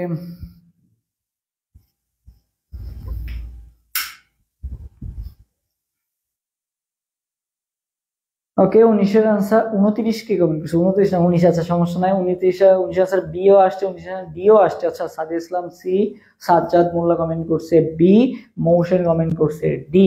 আচ্ছা দেখো, মেটামরফোসিস মানে হচ্ছে ভাই রূপান্তর, ঠিক আছে? মেটামরফোসিস মানে কি? রূপান্তর। তো আমরা তো এটা পড়েই আসছি যে চ্যাপ্টার 2 তে তোমার হচ্ছে ঘাস ফড়িং আমরা পড়ছিলাম যে ঘাস ফড়িং এ কি ঘটে বলতো? ঘাস ফড়িং এ কি ঘটে? আমাদের রূপান্তর ঘটে। কি ঘটে? রূপান্তর ঘটে, তাই না? আচ্ছা, তো এই যে রূপান্তরটা এটা আমরা কোথায় ঘটে? ঘাস ফড়িং এ ঘটে। যে ধরুন ঘাস ফড়িং কোন পর্বের প্রাণী ভাইয়া? আর্থ্রোপোডা পর্বের প্রাণী। কোন পর্বের প্রাণী? আর্থ্রোপোডা পর্বের প্রাণী। তাহলে রূপান্তর মানে হচ্ছে মেটামরফোসিস কারতে ঘটছে? আর্থ্রোপোডা পর্বের প্রাণীতে ঘটছে আর কি। আর্থ্রোপোডা, তাহলে অ্যান্সার কোনটা হবে? আর্থ্রোপোডা পর্বের প্রাণীদের মেটামরফোসিস ঘটে। আর্থ্রোপোডা পর্বের প্রাণীদের কি ঘটে? মেটামরফোসিস ঘটে। তাহলে 19 আনসার কোনটা হবে? Arthropoda, not Echinodermata, not Annelida, not Cnidaria. Okay, আচ্ছা ক্ষুধার সাথে সম্পর্কিত হরমোন কোনটা? কোনটা ক্ষুধার সাথে আমাদের সম্পর্কিত বলো? সবাই হচ্ছে এরপরে 20 নম্বর কোশ্চেন আনসার দাও যে ক্ষুধার সাথে সম্পর্কিত হরমোন কোনটা? 20। হ্যাঁ 19 এর ডি হবে, হ্যাঁ। এবার সবাই 20 নম্বর কোশ্চেন আনসার দাও যে ক্ষুধার সাথে সম্পর্কিত হরমোন কোনটা? কোনটা ক্ষুধার সাথে সম্পর্কিত হরমোন? তো ভাই মনে রাখবে, যে তুমি মনে করো সারাদিন রোজা রাখছো, তুমি রোজা রেখে তুমি মনে করো যাচ্ছ, যেতে যেতে দেখলা যে একটা দোকানে গ্রিল করতেছে, ঠিক আছে? কি করতেছে? যে গ্রিল বানাচ্ছে আর কি। মানে গ্রিল মানে হচ্ছে মুরগির যেটা আছে না, যে গ্রিল চিকেন চাপ বা যেগুলো বানায় আর কি। তো দেখলা যে গ্রিল বানাচ্ছে, ঠিক আছে? সেই গ্রিল মানে কিন্তু আবার ওই যে জানলাটা যে গ্রিল আছে ওই গ্রিল না, মনে হয় যে খাবারের যে গ্রিল আছে, চিকেনের যে গ্রিলটা আছে, মনে হয় ওই গ্রিল বানাচ্ছিল, ঠিক আছে? গ্রিল বানাচ্ছিল আর কি। সেই গ্রিল দেখে তোমার কি হইলো? এই গ্রিল দেখে হচ্ছে তোমার ক্ষুধা বাড়লো বা ক্ষুধা সৃষ্টি হলো আর কি। তো মনে রাখবা ক্ষুধার সাথে সম্পর্কিত হরমোন কোনটা? এই যে গ্রিল দিয়ে মনে রাখবা, যে গ্রিল দিয়ে মনে রাখবা গ্রেলিন। গ্রিল দিয়ে কি মনে রাখবা ভাইয়া? গ্রেলিন। গ্রিল দিয়ে কি মনে রাখবা? গ্রেলিন। গ্রিল দিয়ে কি মনে রাখবা? গ্রেলিন। ওকে, আচ্ছা হ্যাঁ, তো তুমি মনে রাখবা যে যখন তোমার এই যে খাদ্য গ্রহণ, মনে করো তুমি খাবার খেতে যাবো বা তোমার অনেক খিদা লাগছে, খিদা লাগা যেটা আছে না, এই গ্রেলিন হরমোন যেটা আছে, গ্রেলিন হরমোনের ক্ষরণ যখন বেড়ে যায় তখনই কি হয়? তোমার খিদা লাগাটা শুরু হয়। তাহলে গ্রেলিন হরমোনের ক্ষরণ কখন বাড়ে? যখন তোমার খিদা লাগা শুরু হয়, তাহলে বুঝবা যে ওই যে গ্রেলিন হরমোনের ক্ষরণ বেড়ে গেছে আর কি। ওকে, সো এই গ্রেলিন হরমোনের কাজ কি? ক্ষুধার সৃষ্টি করা বা ক্ষুধা তৈরি করা কার কাজ? এই গ্রেলিনের কাজ। ওকে, তাহলে অ্যান্সার কোনটা হবে? এই নাম্বারটা হবে। কোনটি দানাবিহীন শ্বেত রক্তকণিকা? দানাবিহীন শ্বেত রক্তকণিকা কোনটা? দানাবিহীন শ্বেত রক্তকণিকা কোনটা? দানাবিহীন হচ্ছে, দেখো দানাবিহীন একটা আছে দানাদার, আর একটা কি আছে? দানাবিহীন। একটা আছে দানাদার, আর একটা কি আছে? অদানাদার, তাই না? তো দানাদার এগুলো শেষে মনে রাখবে সবসময় কি থাকে? ফিল থাকে। মানে তুমি একটা দানাদার জিনিস তুমি কি করতে পারবে? হাতে নিলে ফিল করতে পারবা। বাট একটা অদানাদার মানে যেটা দানাদার না, সেটা কিন্তু তুমি হাতে নিলে কিন্তু কোনো ফিলই করতে পারবা না। সো তোমাকে ফিল করতে গেলে অবশ্যই কি হতে হবে? দানাদার হতে হবে। তাহলে ফিল, দানাদারের শেষে কি থাকবে? সবসময় ফিল থাকবে আর কি। সো দেখো এই যে নিউট্রোফিল, তারপরে ইওসিনোফিল, বেসোফিল, এগুলো সব কি তাহলে? দানাদার। তোমাকে আজকে হয়েছে কোনটা? দানাবিহীন বা অদানাদার কোনটা? তাহলে এটা কিন্তু কোনো ফিল নাই, তাহলে কোনটা হবে? মনোসাইট। সো সবাই কমেন্ট করবে মলি, ঠিক আছে? সবাই কমেন্ট করো কি? মলি। মনোসাইট আর লিম্ফোসাইট কি? অদানাদার। মলি, মনোসাইট আর লিম্ফোসাইট, সবাই কমেন্ট করো মলি। মনোসাইট আর লিম্ফোসাইট কি? অদানাদার। মনোসাইট আর লিম্ফোসাইট কি? অদানাদার, ঠিক আছে? মনোসাইট আর লিম্ফোসাইট এই দুটা কি বলতো ভাইয়া? অদানাদার। ওকে, আচ্ছা এরপর সবাই 22 নম্বর কোশ্চেন আনসার দাও যে 22 এর আনসার দিয়ে দাও। সবাই 22 নম্বর কোশ্চেন আনসার দাও যে 22 এর আনসার কোনটা হবে? সবাই 22 এর আনসারটা দাও তো। 22 যে নিউরনে একজন সিনাপস গঠন করে তাকে কি বলে? দেখো একটা আছে প্রি সিনাপটিক আর একটা আছে কি? Post synaptic. তো প্রি সিনাপটিকের হচ্ছে একজন আসে, আর পোস্ট সিনাপটিকে কি আসে বলতো? ডেনড্রাইট আসে আর কি, ঠিক আছে? তো দেখো যেইটা হচ্ছে একজন আসে সেটাকে আমরা কি বলি? Pre synaptic neuron. যে হচ্ছে একজন নেয় তাকে আমরা কি বলি?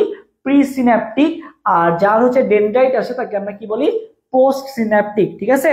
প্রি সিন্যাপটিক, হ্যাঁ মলি কমেন্ট করতে বলছিলাম, মোশন কমেন্ট করছে মলি, ইন সরকার কমেন্ট করছে মলি, আর সাদি ইসলাম কমেন্ট করছে মলি। ওকে, থ্যাংক ইউ। আচ্ছা, আরেকটা জিনিস বলে রাখি, তোমরা যারা এগ্রির প্রিপারেশন নিচ্ছ, শেষ সময় আমাদের এগ্রির জন্য তোমাদের জন্য একটা এক্সাম ব্যাচ ক্লাস হচ্ছে, এগ্রি ম্যারাথন ক্লাস লঞ্চ করা হয়েছে। তো যারা ভর্তি হতে চাও এগ্রি কোর্সটাতে, এগ্রি যে শর্ট টাইম রিভিশন যে কোর্সটা, এই রিভিশন কোর্সটায় ভর্তি হতে তোমরা এখনই পেজে মেসেজ দাও। এই এগ্রি রিভিশন কোর্স ফি অনেক কম, এগ্রির জন্য মাত্র হচ্ছে তোমাদের 199 টাকা, ঠিক আছে। মাত্র 199 টাকা হচ্ছে এগ্রি, তোমার হচ্ছে রিভিশন যে প্রোগ্রামটা আছে মাত্র 199 টাকা আর কি। তো তোমরা যারা এখন ভর্তি হতে চাও দ্রুত পেজে মেসেজ দাও, তোমরা এখনই এই অফারটা ভর্তি হতে পারবা, না হলে সামনে আর তোমার হচ্ছে এই অফারটা পাবা না। তো যারাই ভর্তি হতে চাও এগ্রির জন্য, তোমরা এই যে রিভিশন প্রোগ্রামটা আছে মাত্র 199 টাকায় এক্সাম দিতে পারবা, পাশাপাশি ম্যারাথন ক্লাসগুলো পেয়ে যাবে আর কি। ওকে, আচ্ছা, তো আমরা 22 নম্বর কোশ্চেনটা বুঝলাম। 23 নাম্বার, অ্যালভিওলার থলিতে কি থাকে বলো? অ্যালভিওলার থলিতে কি থাকে? রক্ত, বায়ু, হরমোন নাকি এনজাইম? অ্যালভিওলার থলিতে, সো বুঝাই যাচ্ছে যে অ্যালভিওলাসের কাজ কি। আচ্ছা, অ্যালভিওলাসের কাজ কি? তোমার হচ্ছে যে শ্বসনের সময় কাজ করে অ্যালভিওলাস, ঠিক আছে, অ্যালভিওলাই। সো অ্যালভিওলাইয়ের কাজ কি? এখানে রক্ত, হরমোন, এনজাইম এগুলোর কোনোটাই কাজ নাই, এখানে মেইন কাজ যেহেতু বায়ু আছে আর তোমার দেখারই দরকার নাই। অ্যালভিওলার থলিতে কি থাকে? থলির মধ্যে বায়ু থাকে, তাহলে অ্যালভিওলার থলিতে কি থাকবে? বায়ু থাকবে। 23 আনসার কোনটা হবে? 23 আনসার হবে বি নাম্বারটা। ওকে, 24 নাম্বার, কোনটি বার্ড ফ্লু ভাইরাস? সো দেখো, ফ্লু আছে দুই ধরনের, একটা আছে বার্ড ফ্লু আর একটা আছে কি ভাইয়া? Swine flu. একটা আছে বার্ড ফ্লু আর একটা কি আছে ভাইয়া? Swine flu. একটা আছে বার্ড ফ্লু আর একটা কি আছে? Swine flu. So bird flu ক্ষেত্রে মনে হবে H5N1। বার্ড ফ্লু কি ভাইয়া?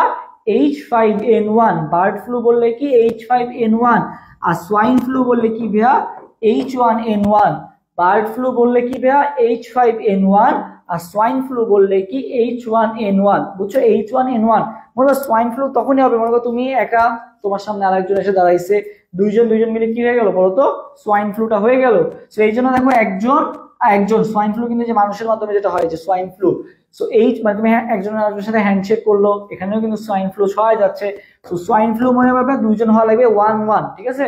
আর বার্ড ফ্লু ক্ষেত্রে মনে রাখবা যে H5N1, এখানে পাঁচটা আর একটা, ঠিক আছে, H5N1। আর সোয়াইন ফ্লুর ক্ষেত্রে H1N1। ওকে, আচ্ছা, অর্নিথিন চক্র কোথায় সম্পন্ন হয় বলো? অর্নিথিন চক্রটা কোথায় সম্পন্ন হয়? সবাই দেখি এরপরে একটা আনসার দাও যে অর্নিথিন চক্রটা কোথায় সম্পন্ন হয়। অর্নিথিন চক্রটা, সো মনে হবে অর্নিথিন চক্রটা হচ্ছে কিডনি নাকি যকৃত, এটা তোমার একটা কনফিউজিং এর জায়গা। সো অর্নিথিন চক্রটা কোথায় সম্পন্ন হয়? আমরা আছে বায়োলজি, বলো লাস্ট কোশ্চেন, বায়োলজি লাস্ট কোশ্চেনটা বলো, অর্নিথিন চক্র কোথায় সম্পাদিত হয় বলো? অর্নিথিন চক্র,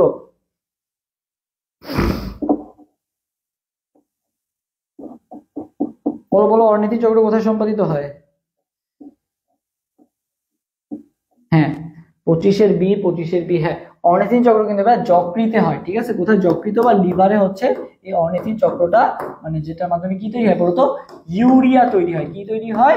ইউরিয়া তৈরি হয়। ওকে, এটা কোথায় সম্পন্ন হয়? লিভারে সম্পন্ন হয়। ওকে, এখন আমরা কেমিস্ট্রি পার্টে ঢুকবো। কেমিস্ট্রি, ওকে, কেমিস্ট্রি,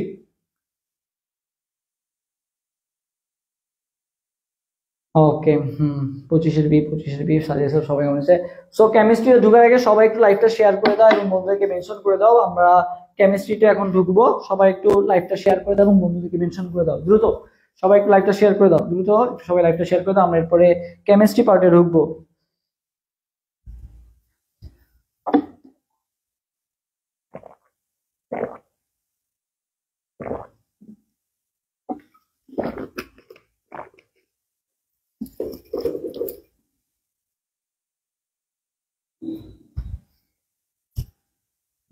ওকে, চলো আমরা এখন কেমিস্ট্রি পার্টটা শুরু করি। সবাই একটু লাইভটা শেয়ার করে দিয়ে বলো যে ভাইয়া শেয়ার ডান, তারপর আমি শুরু করবো। আগে সবাই একটু শেয়ার দিয়ে দাও, শেয়ার ডান। ওকে, তাহলে আসলে এত কম নিয়ে পড়া দিচ্ছে না, অলরেডি বায়োলজি অনেক কষ্টে শেষ করলাম। সো সবাই একটু কেমিস্ট্রিটা শেয়ার করে দাও। কেমিস্ট্রি শুরু করার আগে সবার শেয়ার দেখতে চাই। Okay, thank you. Sajjad Mohammad comment করছে, ওকে, ফাইজা ইসলাম, কানাক, প্রভাকে মেনশন করছে, থ্যাংক ইউ। ওকে, তোমাদের এই কন্ট্রিবিউশন গুলো আশা করি এর থেকে বেশি গুণে ফেরত আসুক, সেই দোয়া করি সবার জন্য। যারা তোমরা যেটাই করো না কেন সেটা রিটার্ন ইনশাল্লাহ পাবা। সো আশা করি ইনশাল্লাহ এখান থেকে ভালো কিছুই পাবা। থ্যাংক ইউ শেয়ার করার জন্য, যারা শেয়ার করছো অসংখ্য ধন্যবাদ। আচ্ছা আসি এবার আমরা একটু কেমিস্ট্রি কোশ্চেন গুলো দেখি যে রাজশাহী বিশ্ববিদ্যালয়ের কেমিস্ট্রি কোশ্চেন গুলা কেমন আসে। সো বায়োলজি কোশ্চেন থেকে আমরা যেটা বুঝতে পারলাম যে বায়োলজি কোশ্চেন গুলা মনে করো গদ বাঁধা ওইরকম আসে না, কিছু কিছু কোশ্চেন আসে একটু অনেক সহজ আসে, এমন কোশ্চেন কিছু থাকে, আর কিছু কোশ্চেন আছে একটু তোমাকে ডাবল থিঙ্কিং করতে হয় আর কি, ঠিক আছে। সো আমরা বায়োলজি আরো ক্লাস নেবো, বায়োলজি সাজেশনও দিয়ে দেবো কিভাবে পড়া উচিত, বায়োলজি একটা প্রপার গাইডলাইন ইনশাআল্লাহ পেয়ে যাবা। এবং এখানে কিন্তু বায়োলজির ক্ষেত্রে দেখলাম যে বিএমআই ম্যাথও আসতেছে, বা বিএমআই এর এই ম্যাথ কিন্তু আর কোনো ভার্সিটিতে খুব একটা আসে না, বাট রাজশাহী বিশ্ববিদ্যালয়ে বিগত বছরগুলোতেও আসছে এবং গত বছরও বিএমআই থেকে একটা কোশ্চেন আসছে আর কি। ওকে আচ্ছা শেয়ার ডান, সাদিয়া ইসলাম, ফাইজা ইসলাম ডান, ওকে ভোর আলো ডান, থ্যাংক ইউ। আচ্ছা সো দেখো ব্রাইন দ্রবণ থেকে তড়িৎ বিশ্লেষণ পদ্ধতিতে এই কোশ্চেনের আনসার দাও, দেখি এই কোশ্চেনের আনসার দিতে থাকো যে ব্রাইন দ্রবণ থেকে তড়িৎ বিশ্লেষণ পদ্ধতিতে 46 গ্রাম সোডিয়াম নিষ্কাশন করতে কত ফ্যারাডে বিদ্যুৎ প্রয়োজন। এটা দেখেই তোমাদের মনে হচ্ছে কত বড় একটা ম্যাথ, এত বড় একটা ম্যাথ আমরা পারবো কিভাবে, স্বাভাবিক। সো দেখো এখন আমরা কিভাবে সহজ করতে পারি, এত কিছু আমার পড়ার দরকার নেই, ব্রাইন দ্রবণ এই দ্রবণ ওই দ্রবণ এত কিছু পড়ার দরকার নেই, কি আছে ভাইয়া, সোডিয়াম আছে, কি আছে, সোডিয়াম আছে। ওকে সোডিয়াম নিষ্কাশন করতে কত ফ্যারাডে বিদ্যুৎ প্রয়োজন। ওকে আচ্ছা সো দেখো 1 মোল সোডিয়াম, ঠিক আছে 1 মোল সোডিয়াম নিষ্কাশনের জন্য কয় ফ্যারাডে বিদ্যুৎ লাগে, 1 মোল সোডিয়াম নিষ্কাশনের জন্য। দেখো সোডিয়াম যেহেতু +1, সোডিয়ামের চার্জ কত +1, তাহলে এখানে কয় ফ্যারাডে বিদ্যুৎ লাগবে ভাইয়া, 1 ফ্যারাডে বিদ্যুৎ লাগবে, ঠিক আছে। তুমি যদি 1 ফ্যারাডে বিদ্যুৎ দাও তাহলে তুমি সোডিয়াম থেকে কত মোল পাবা ভাইয়া, 1 মোল, বা হচ্ছে কত গ্রাম পাবা বলো তো, 23 গ্রাম পাবা, তাই না। মানে 1 মোল সোডিয়াম পাবা হচ্ছে কখন, মানে তোমাকে মেইন কথা সহজ কথা যদি বলতে হয় তাহলে 1 ফ্যারাডে বিদ্যুৎ তুমি দিলে তুমি 1 মোল সোডিয়াম পাবা। কেন পাবা, 1 মোল পাওয়ার শর্ত হচ্ছে যার চার্জ যত তাকে সেই কয় ফ্যারাডে বিদ্যুৎ দিতে হবে।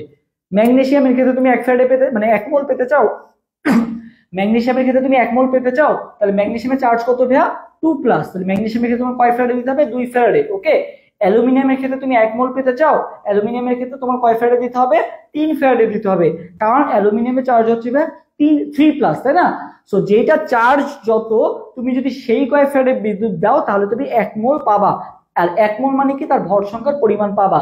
সো এখানে তোমাকে সোডিয়ামের ক্ষেত্রে তুমি যদি 1 ফ্যারাডে দাও তাহলে তুমি কত গ্রাম সোডিয়াম পাবা ভাইয়া, 23 গ্রাম সোডিয়াম পাবা। কত গ্রাম সোডিয়াম পাবা, 23 গ্রাম। তো তোমাকে এখানে বলা হয়েছে কত গ্রাম বলো তো, 46 গ্রাম। কত গ্রাম, 46 গ্রাম। ওকে ওকে সো দেখো আমি যদি ঐকিক নিয়মে করি তাহলে দেখো ঐকিক নিয়মে আমি যদি একটু করি দেখো যে 23 গ্রাম, দেখো 23 গ্রাম যেটা আছে, যে 23 গ্রাম, আচ্ছা 23 গ্রাম যেটা আছে 23 গ্রাম আমরা পাই কয় ফ্যারাডে বিদ্যুৎ দিলে ভাইয়া, 1 ফ্যারাডে বিদ্যুৎ দিলে। তাহলে তো এখানে 46 গ্রাম মানে ডাবল, এটা তো আমরা বুঝতেছি, বাট তাও আমি একটু ঐকিক নিয়মে দেখাই দিচ্ছি যে 46 গ্রাম পেতে গেলে কি করতে হবে বলতো, 1/23 ইন্টু কত বলতো 46, মানে হচ্ছে তুমি যদি 2 ফ্যারাডে বিদ্যুৎ দাও তাহলে তুমি 46 গ্রামটা পাবা, ঠিক আছে। 2 ফ্যারাডে দিলে কত গ্রাম পাবা, 46 গ্রাম, মানে ডাবল। 1 ফ্যারাডে দিলে পাবা 1 মোল, 2 ফ্যারাডে দিলে পাবা কয় মোল, 2 মোল, আর 2 মোল মানে কয় গ্রাম, সোডিয়ামে 2 মোল মানে কয় গ্রাম, 46 গ্রাম। তাহলে অ্যান্সার কত হবে, এই যে 46 গ্রাম, তার মানে কয় ফ্যারাডে, কত ফ্যারাডে বিদ্যুৎ প্রয়োজন ভাইয়া, 2 ফ্যারাডে বিদ্যুৎ প্রয়োজন। কত ফ্যারাডে বিদ্যুৎ প্রয়োজন, 2 ফ্যারাডে বিদ্যুৎ প্রয়োজন। ওকে আচ্ছা বেয়ারের পরীক্ষা দ্বারা কি শনাক্ত করা হয় বলো, 2 নম্বর কোশ্চেন আনসার দাও যে বেয়ারের পরীক্ষা দ্বারা কি শনাক্ত করা হয়, বেয়ারের পরীক্ষা দ্বারা, বেয়ারের পরীক্ষা দ্বারা কোনটা শনাক্ত করা হয় বলো, বেয়ারের পরীক্ষা দ্বারা কোনটা শনাক্ত করা হয় বলো। 2 নম্বর কোশ্চেন আনসার দাও যে বেয়ারের পরীক্ষা দ্বারা কোনটা শনাক্ত করা হয়।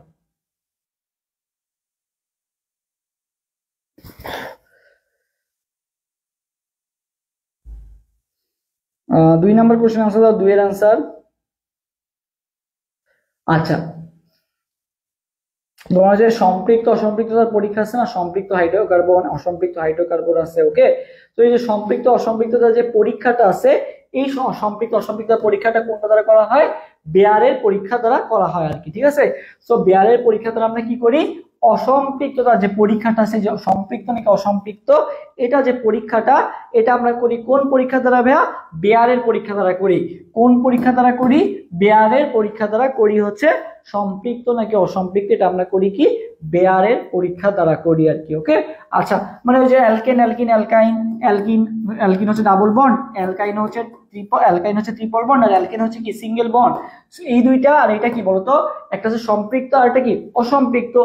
এই যে সম্পৃক্ত এবং অসম্পৃক্তের মধ্যে যে পার্থক্য করেন যে বিক্রিয়াটা আছে, এটা পার্থক্য করা হয় কোনটা দ্বারা ভাইয়া, বেয়ারের পরীক্ষা দ্বারা। মানে কে কি বেয়ার করতেছে, বেয়ার মানে কি যে বহন করে নিয়ে যাওয়া না, কে ডাবল বন্ড বা কে হচ্ছে পাই বন্ড বহন করতেছে আর কে হচ্ছে সিগমা বন্ড বেয়ার করতেছে, এইটা পার্থক্য করার জন্য আমরা কোন পরীক্ষা করি, কে কি বেয়ার করতেছে সে বেয়ার দিয়ে মনে রাখবা ভাইয়া বেয়ারের পরীক্ষা।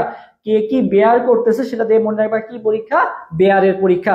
কে পাই বন্ড বহন করতেছে, কে সিগমা বন্ড করতেছে, এটাই তো অসম্পৃক্ত বা সম্পৃক্ততা বের করে, তাই না? সেটা দিয়ে মনে রাখবা ভাইয়া বেয়ারের পরীক্ষা দ্বারা আমরা মেইনলি ওইটাই বুঝতে পারি। ওকে, আশা করি ভুলবা না। এনটিপিতে এইটার আনসার বলো। 22,400 মিলিলিটার অ্যামোনিয়ার ভর কত? এনটিপিতে 22,400 মিলিলিটার এর ভর কত? এনটিপিতে 22,400 মিলিলিটার অ্যামোনিয়ার ভর কত বলো, এটার আনসার বলো। সো দেখো অ্যামোনিয়া দেওয়া আছে, আমরা জানি যে কি এন ইকুয়াল টু কি W/M, আবার এন ইকুয়াল টু কি জানি ভাই V/22.4। ওকে, V/22.4। আচ্ছা, সো দেখো এখানে তোমাকে যে মানগুলো দেওয়া আছে সেই মান অনুযায়ী যদি আমি করি, এখানে তোমার কিসের মান বের করতে বলছে ভাইয়া, এই ফর্মুলাটা মাথায় রাখবা, ভি হর বের করতে বলছে, মানে ডাব্লিউ মান বের করতে বলছে। সো তুমি ডাব্লিউটাকে এক পাশে রাখো, ডাব্লিউ ইকুয়াল টু কি আসতেছে mv ভাগ কত আসতেছে 22.4, ঠিক আছে, 22.4 তো লিটার, বাট তোমাকে এখানে কি দেওয়া আছে মিলিলিটার, কত মিলিলিটার দেওয়া আছে 22,400 মিলিলিটার, 22,400 কি দেওয়া আছে মিলিলিটার দেওয়া আছে আর কি। ওকে, আচ্ছা, সো এই 22,400 মিলিলিটারকে তুমি যদি 1000 দিয়ে ভাগ দাও তাহলে তুমি কি পেয়ে যাবা, লিটার পেয়ে যাবা। সো 22,400 মানে কত, এখানে কত আসতেছে আলটিমেটলি 22.4 আসতেছে, ভি মানে কত আসতেছে তাহলে 22.4ই কিন্তু আসতেছে মেইনলি, তাই না? তুমি যদি মিলিলিটারকে লিটার নাও তাহলে কত আসতেছে 22.4ই আসতেছে। সো এটা কাটা থাকলো কত 1 থাকলো, তাহলে ডাব্লিউ ইকুয়াল টু কি হয়ে গেল এম হয়ে গেল। এম এর মান কত দেওয়া আছে ভাইয়া, এম এর মান হচ্ছে অ্যামোনিয়ার ভর কত 17। তাহলে অ্যানসার কোনটা হবে, অ্যানসার হবে 17 গ্রাম। অ্যানসার কোনটা হবে 17 গ্রাম হবে। তাহলে অ্যানসার কোনটা হবে 17 গ্রাম। খুবই কিন্তু সহজ ছিল ম্যাথটা, খুব একটা কঠিন না। তিনের অ্যানসার কোনটা হবে, এই নাম্বারটা হবে। এরপর সবাই 4 নাম্বার কোশ্চেন আনসার দাও। 4 এর অ্যানসার কোনটা হবে বলো সবাই, এরপরে 4 নাম্বার কোশ্চেন আনসার দ্রুত দাও। 4 এর অ্যানসার কোনটা হবে বলো, 4 এর অ্যানসার।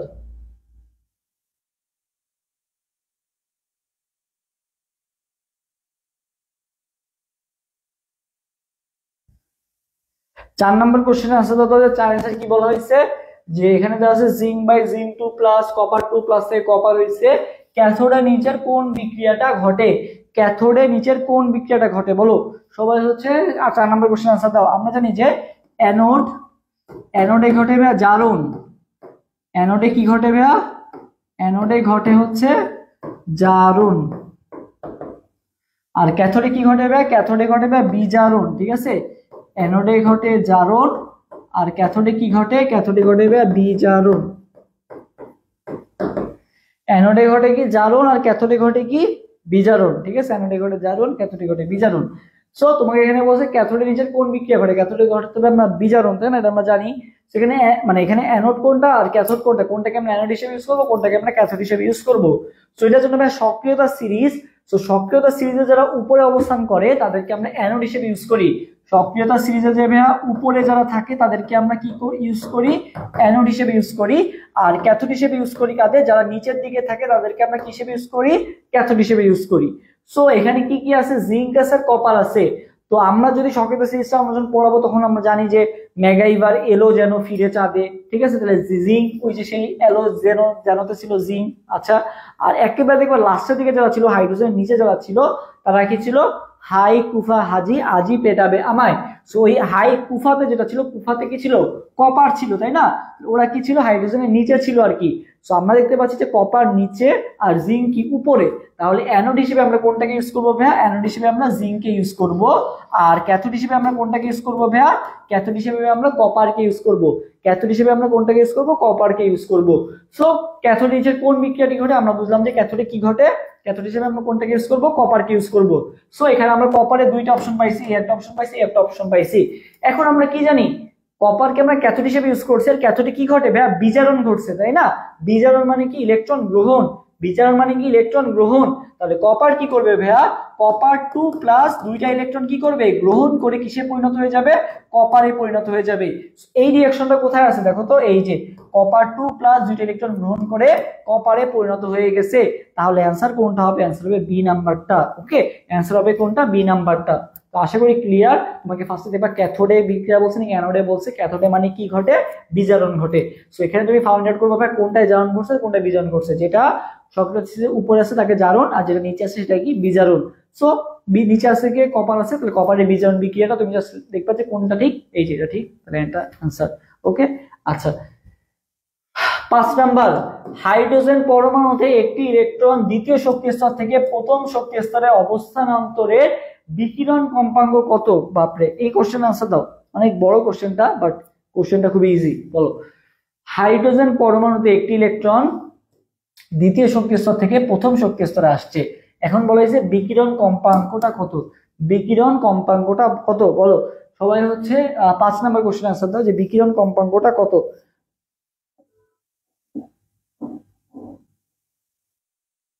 5 নাম্বার কোশ্চেন आंसर দাও তো যে 5 এর आंसर কোনটা হবে।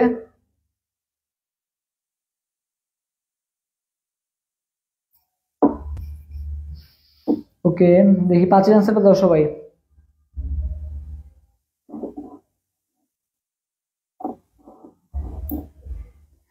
আচ্ছা,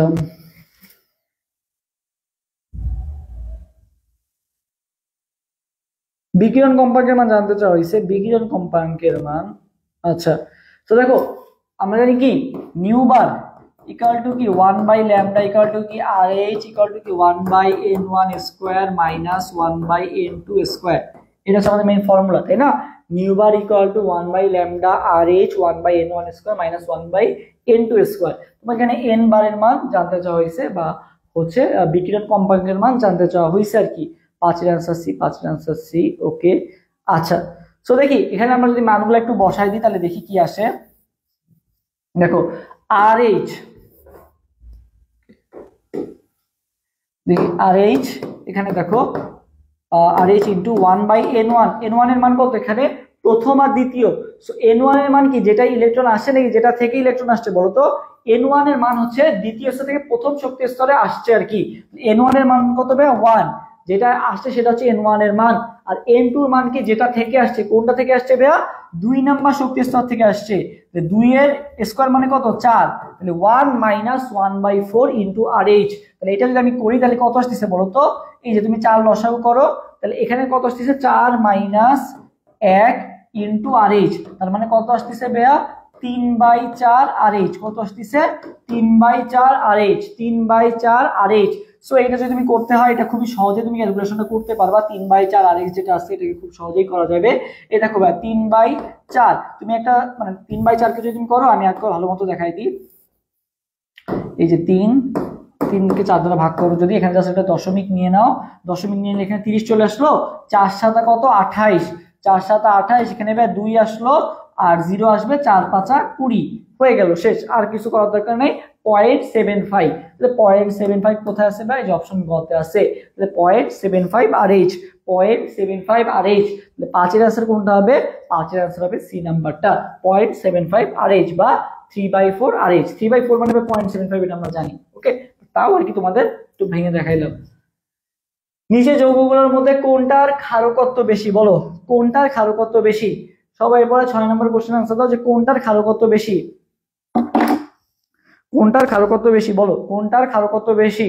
সবাই একটু এটার आंसर দাও তো যে কোনটার ক্ষারকত্ব বেশি, যে নিচের যৌগগুলোর মধ্যে ভাই কোনটার ক্ষারকত্ব বেশি।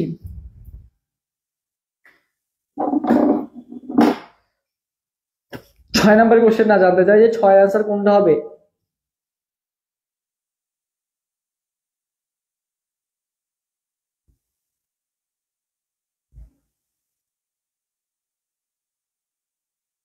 সবাই তো এটার आंसर দাও তো যে কোনটার ক্ষারকত্ব বেশি, 6 number.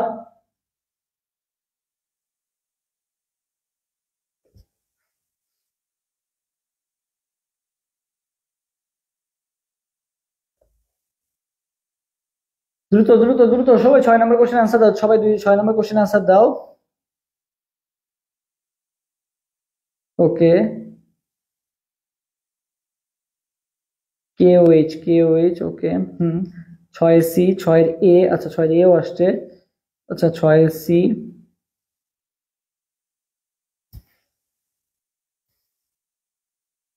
GST analysis Sultana Sultana আসছে। ওকে, না এটা হচ্ছে আর U plus GST plus agree সবগুলাই হবে আর কি। তুমি লেট করে ফেলছো Sultana Sultana. Biology class already শেষ, মানে বায়োলজি পার্টটা শেষ, এখন হচ্ছে কেমিস্ট্রি। তুমি বায়োলজি ক্লাসটা করে নিও, আর এটা তোমার জিএসটি তো হেল্প করবে আর কি, সমস্যা নাই। ওকে আচ্ছা, তো দেখি এখানে কি কি আছে। ম্যাগনেসিয়াম হাইড্রোক্সাইড আছে, অ্যালুমিনিয়াম AlOH3 আছে, পটাশিয়াম হাইড্রোক্সাইড আছে, সোডিয়াম মানে NaOH আছে। এইটার মধ্যে কোনটার ক্ষারকত্ব সবচেয়ে বেশি? তো ক্ষারকত্ব সবচেয়ে বেশি। ওকে, তো আমরা যদি এই ক্ষেত্রে চিন্তা করি যে KOH যেটা আছে, এখানে দেখবা যে তোমাদের অনুশীলনী অবজেক্টিভটা আছে প্লাস হচ্ছে বইও আছে। তো এখানে দেখবা যে এক জায়গায় দেওয়া আছে সোডিয়াম হাইড্রোক্সাইড, এক সময় দেওয়া আছে বা KOH ও দেওয়া আছে, ঠিক আছে। তো তোমাকে এর মধ্যে বা অ্যাপ্রোপ্রিয়েট যদি আনসার বলি বা KOH টাই হচ্ছে বেশি অ্যাপ্রোপ্রিয়েট, ঠিক আছে। KOH এ কি হয়, ক্ষারকত্ব বেশি হয়। কোনটার ক্ষারকত্ব বেশি হবে? KOH এর ক্ষারকত্ব বেশি হয় আর কি। ওকে আচ্ছা, এরপর হচ্ছে আমরা 7 নম্বর কোশ্চেনটা আসি। এই একটা ম্যাথ দেওয়া আছে, এই ম্যাথটা সবাই তোমাকে করে জানাও যে এটার আনসার কোনটা হবে আর কি, এটার আনসার কোনটা হবে।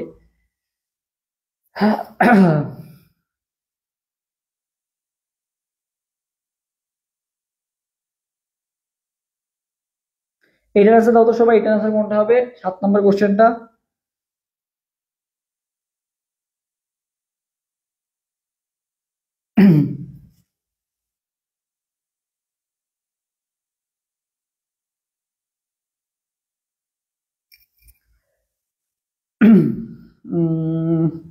KOH আচ্ছা আচ্ছা দেখো।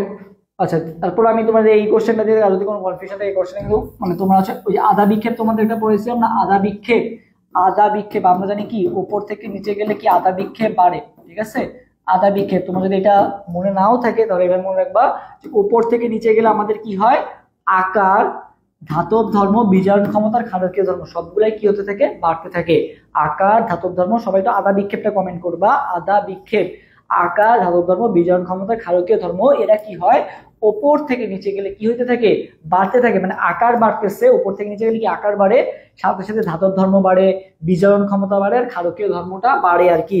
সো দেখো তুমি এখান থেকে যদি চিন্তা করো আর কি, কে কে আছে ভাইয়া, সোডিয়াম, সোডিয়ামের পাশে আছে কি ম্যাগনেসিয়াম, এই পটাশিয়াম এটা দেখাচ্ছি। তারপরে কি আছে ভাইয়া, এই পাশে আছে অ্যালুমিনিয়াম, আর সোডিয়ামের নিচে কি আছে বলতো, পটাশিয়াম, তাই না। সো দেখো এই যে এরা সবাই কি 2 নম্বর পর্যায়ের মৌল।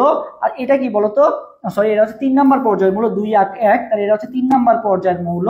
আর এটা কি পটাশিয়াম কয় নম্বর পর্যায়ের মৌল বলতো, 4 নম্বর পর্যায়ের মৌল, তাই না। পটাশিয়াম কয় নম্বর পর্যায়ের মৌল, 4 নম্বর পর্যায়ের মৌল। উপর থেকে নিচে গেলে কি হচ্ছে, আমরা জানি যে আধা বিক্ষেপ বাড়তেছে, তার মানে কি ক্ষারকীয় ধর্মটা কি হচ্ছে, বাড়তেছে। তাহলে কি পটাশিয়ামের কি ক্ষারকীয় ধর্মটা বাড়তেছে, তার মানে এদের মধ্যে দেখো সবচেয়ে বেশি কার হবে ভাইয়া, KOH এর হবে, তাই না। তুমি এটা আধা বিক্ষেপে মনে রাখো, তাহলে খুব সহজেই তুমি সবগুলো বের করতে পারবা কি। ওকে, আর অনুশীলনীতে দেওয়া আছে KOH দেওয়া আছে, সো KOH টাই বেশি অ্যাপ্রোপ্রিয়েট।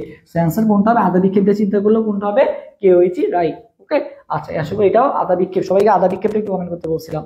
ওকে, আকার, ধাতব ধর্ম, বিজারণ ক্ষমতা, ক্ষারকীয় ধর্ম, এরা হচ্ছে 4টা। আকারের সাথে সাথে আকার যেদিকে গেলে বাড়ে এরাও সাথে সাথে বাড়ে, আকার যেদিকে গেলে কমে এরাও সাথে সাথে কমে আর কি। ওকে আচ্ছা, 7 নাম্বার কোশ্চেনের আনসার সবাই একটু দিয়ে দাও। 7 নাম্বার কোশ্চেনটা খুবই সহজ, এটা ম্যাথ মানে কোশ্চেনটা পড়তে অনেক বড় বাট করতে অনেক সহজ আর কি। ওকে, আধা বিক্ষেপ, ভোরের আলো যে আধা বিক্ষেপ ইংলিশে লেখছো ADH বি, মানে এটা আধা বিক্ষেপের কোনটাই কি হবে বলতো। বাংলা লিখলে তো আতে আকার, ধাতে ধাতব ধর্ম, তুমি যে ইংলিশে লেখছো, ইংলিশে লিখলে কিন্তু আসলে কোনটাই কি এটা মনে থাকবে না। সো এটা পরীক্ষা হলে যাতে মনে থাকে। সো তোমার যদি বাংলা ফন্ট না থাকে তাহলে ঠিক আছে, আর যদি বাংলা থাকে তাহলে বাংলা লেখাটাই ভালো।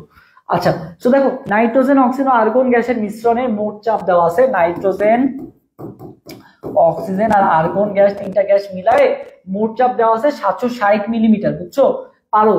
নাইট্রোজেন ও অক্সিজেন আংশিক চাপ দেওয়া আছে কত, দেওয়া আছে এই যে 600 আর 150। আর্গনের আংশিক চাপ কত এটা আস করা হয়েছে। সো ভাই সবগুলার আংশিক চাপ যোগ করলেই তবে আমরা কি পাই বলতো, মোট চাপ পাই না। সবগুলার আংশিক চাপ যোগ করলে আমরা কি পাই, সবগুলার আংশিক চাপ যোগ করলে কি পাই আমরা? মোট চাপ পাই, স্বাভাবিক। সো তোমাকে কার কারটা দেওয়া আছে দেখো তো, নাইট্রোজেন আর অক্সিজেন। নাইট্রোজেনটা কত দেওয়া আছে ভাইয়া? 600। অক্সিজেনটা কত দেওয়া আছে? 150। আর আর্গনের আংশিক চাপটা কি করতে বলছে বলো তো? বের করতে বলা হয়েছে। আর মোট চাপ কত দেওয়া আছে? 760। খুবই সহজ। এখানে কত আসতেছে? 600 যোগ 150, 750। আর এপাশে কত আসতেছে? 760। তুমি বিয়োগ করে দাও, 10 পাবা। কত পাবা? 10 পাবা। তাহলে তোমার আর্গনের আংশিক চাপ কত ভাইয়া? 10 মিলিমিটার পার রোদ। কত? 10 মিলিমিটার পার রোদ। আচ্ছা ঠিক আছে, থ্যাংক ইউ। বলে তুমি কমেন্ট করছো, এটাই যথেষ্ট। Thank you. ওকে, এরপর আমরা 8 নাম্বার কোশ্চেনটায় যাই। সো 7 নাম্বারটা আশা করি সবার ক্লিয়ার। এরপর সবাই 8 নাম্বার কোশ্চেনটা আসি। 8 নাম্বার কোশ্চেনে কি বলা হয়েছে? 2SO2 প্লাস O2, এখান থেকে 2SO3 উৎপন্ন হয়েছে। বিক্রিয়াটিতে তাপ হ্রাস করলে কি ঘটবে? সবাই একটু 8 নাম্বার কোশ্চেন আনসার দাও তো। এই বিক্রিয়াটায় তাপমাত্রা হ্রাস করলে কি পরিবর্তন ঘটবে? এই বিক্রিয়াটা তাপমাত্রা হ্রাস করলে কি পরিবর্তন ঘটবে বলো? সো দেখো, 7 আনসার, 7 না, এখন 8 নম্বরে আছি আমরা। 8। তো দেখো, বিক্রিয়াটা একটা কি বিক্রিয়া? বিক্রিয়াটা একটা কি বিক্রিয়া? বিক্রিয়াটা যেহেতু প্লাস হিট, তার মানে এটা কি একটা তাপ উৎপাদী বিক্রিয়া। কি বিক্রিয়া ভাইয়া? তাপ উৎপাদী। এটা একটা কি বিক্রিয়া ভাইয়া? তাপ উৎপাদী বিক্রিয়া। তাপ উৎপাদী বিক্রিয়া। আমরা জানি যে তাপ উৎপাদী বিক্রিয়া মানে তোমার একটা জিনিস মনে রাখবা, বুঝছো? যেটা তাপ উৎপন্ন হচ্ছে সেটা আমার তাপ দেওয়া যাবে না। মানে আমার কাজ হচ্ছে প্রোডাক্ট বেশি বানানো। কি বানানো বেশি? প্রোডাক্ট বেশি বানানো। সো যেহেতু এটা তাপ উৎপাদী বিক্রিয়া, সেজন্য আমাদের প্রোডাক্ট উৎপন্ন করতে হবে, সেজন্য আমাকে কি করতে হবে? তাপ কমাতে হবে, ঠিক আছে? আর যেটা তাপ হারি বিক্রিয়া, যে তাপ হারাচ্ছে, সেখান থেকে যদি আমার প্রোডাক্ট বানাইতে হয়, সেক্ষেত্রে আমার তাপমাত্রা কি করতে হবে ভাইয়া? বাড়াতে হবে। কি বললাম? তাপ উৎপাদী মানে তাপ উৎপন্ন হচ্ছে, আমার দরকার মেইনলি প্রোডাক্ট বাড়ানো। তো তাপ উৎপাদী বিক্রিয়া যদি আমার প্রোডাক্ট বাড়াইতে হয়, সেক্ষেত্রে আমাকে কি করতে হবে? যেখানে তাপ উৎপন্ন হচ্ছে সেখানে আমাকে তাপ কমাইতে হবে। আর তাপ হারি বিক্রিয়া, যেখানে আমার তাপ হারাচ্ছে, সেখানে যদি আমার প্রোডাক্ট বেশি উৎপন্ন করতে হয়, সেক্ষেত্রে আমাকে কি করতে হবে? তাপ বাড়াতে হবে আর কি। ওকে, সো এই বিক্রিয়াটা যেহেতু ভাইয়া তাপ উৎপাদী বিক্রিয়া, সেক্ষেত্রে আমাকে কি করতে হবে? তাপ কমাতে হবে আর কি। সেখানে বলা যায় বিক্রিয়ার তাপমাত্রা হ্রাস করছি আর কি। ওকে, তার মানে আমার কি উৎপাদটা বাড়বে। আমার যেটা থিম ছিল সেটার সাথে মিলে গেছে। সো কি হবে দেখো তো, কি পরিবর্তন ঘটে? তাহলে এই যে উৎপাদ যেটা ছিল SO2 এ SO3 উৎপাদন কি হবে বলতো? বৃদ্ধি পাবে। SO3 উৎপাদন কি হবে ভাইয়া? বৃদ্ধি পাবে আর কি। তাহলে কোনটা হবে? বি নাম্বারটা হবে। SO3 উৎপাদনটা কি হবে? বৃদ্ধি পাবে। তাহলে অ্যান্সার কোনটা? অ্যান্সার হবে বি নাম্বারটা। 9 নাম্বার, 9 নাম্বার কোশ্চেন আনসার দাও সবাই। 9 এর আনসার দাও। সবাই 9 এর আনসার দাও তো। 9 নাম্বার কোশ্চেন আনসার কোনটা হবে? 9 নাম্বার কোশ্চেন আনসার। এবং সবাই আর কি একটু লাইভটা আবার একটু শেয়ার করে দাও। 9 এর আনসার কোনটা হবে? নিচের কোন হাইড্রোক্সাইডটি অম্লধর্মী? নিচের কোন হাইড্রোক্সাইডটি অম্লধর্মী বলো? 9 নাম্বার, নিচের কোন হাইড্রোক্সাইডটি অম্লধর্মী?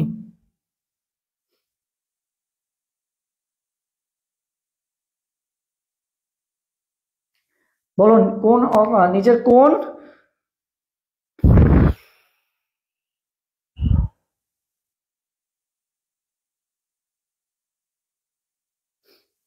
সবাই হচ্ছে 9 নাম্বার কোশ্চেন আনসার দাও। 9 আনসারটা দাও।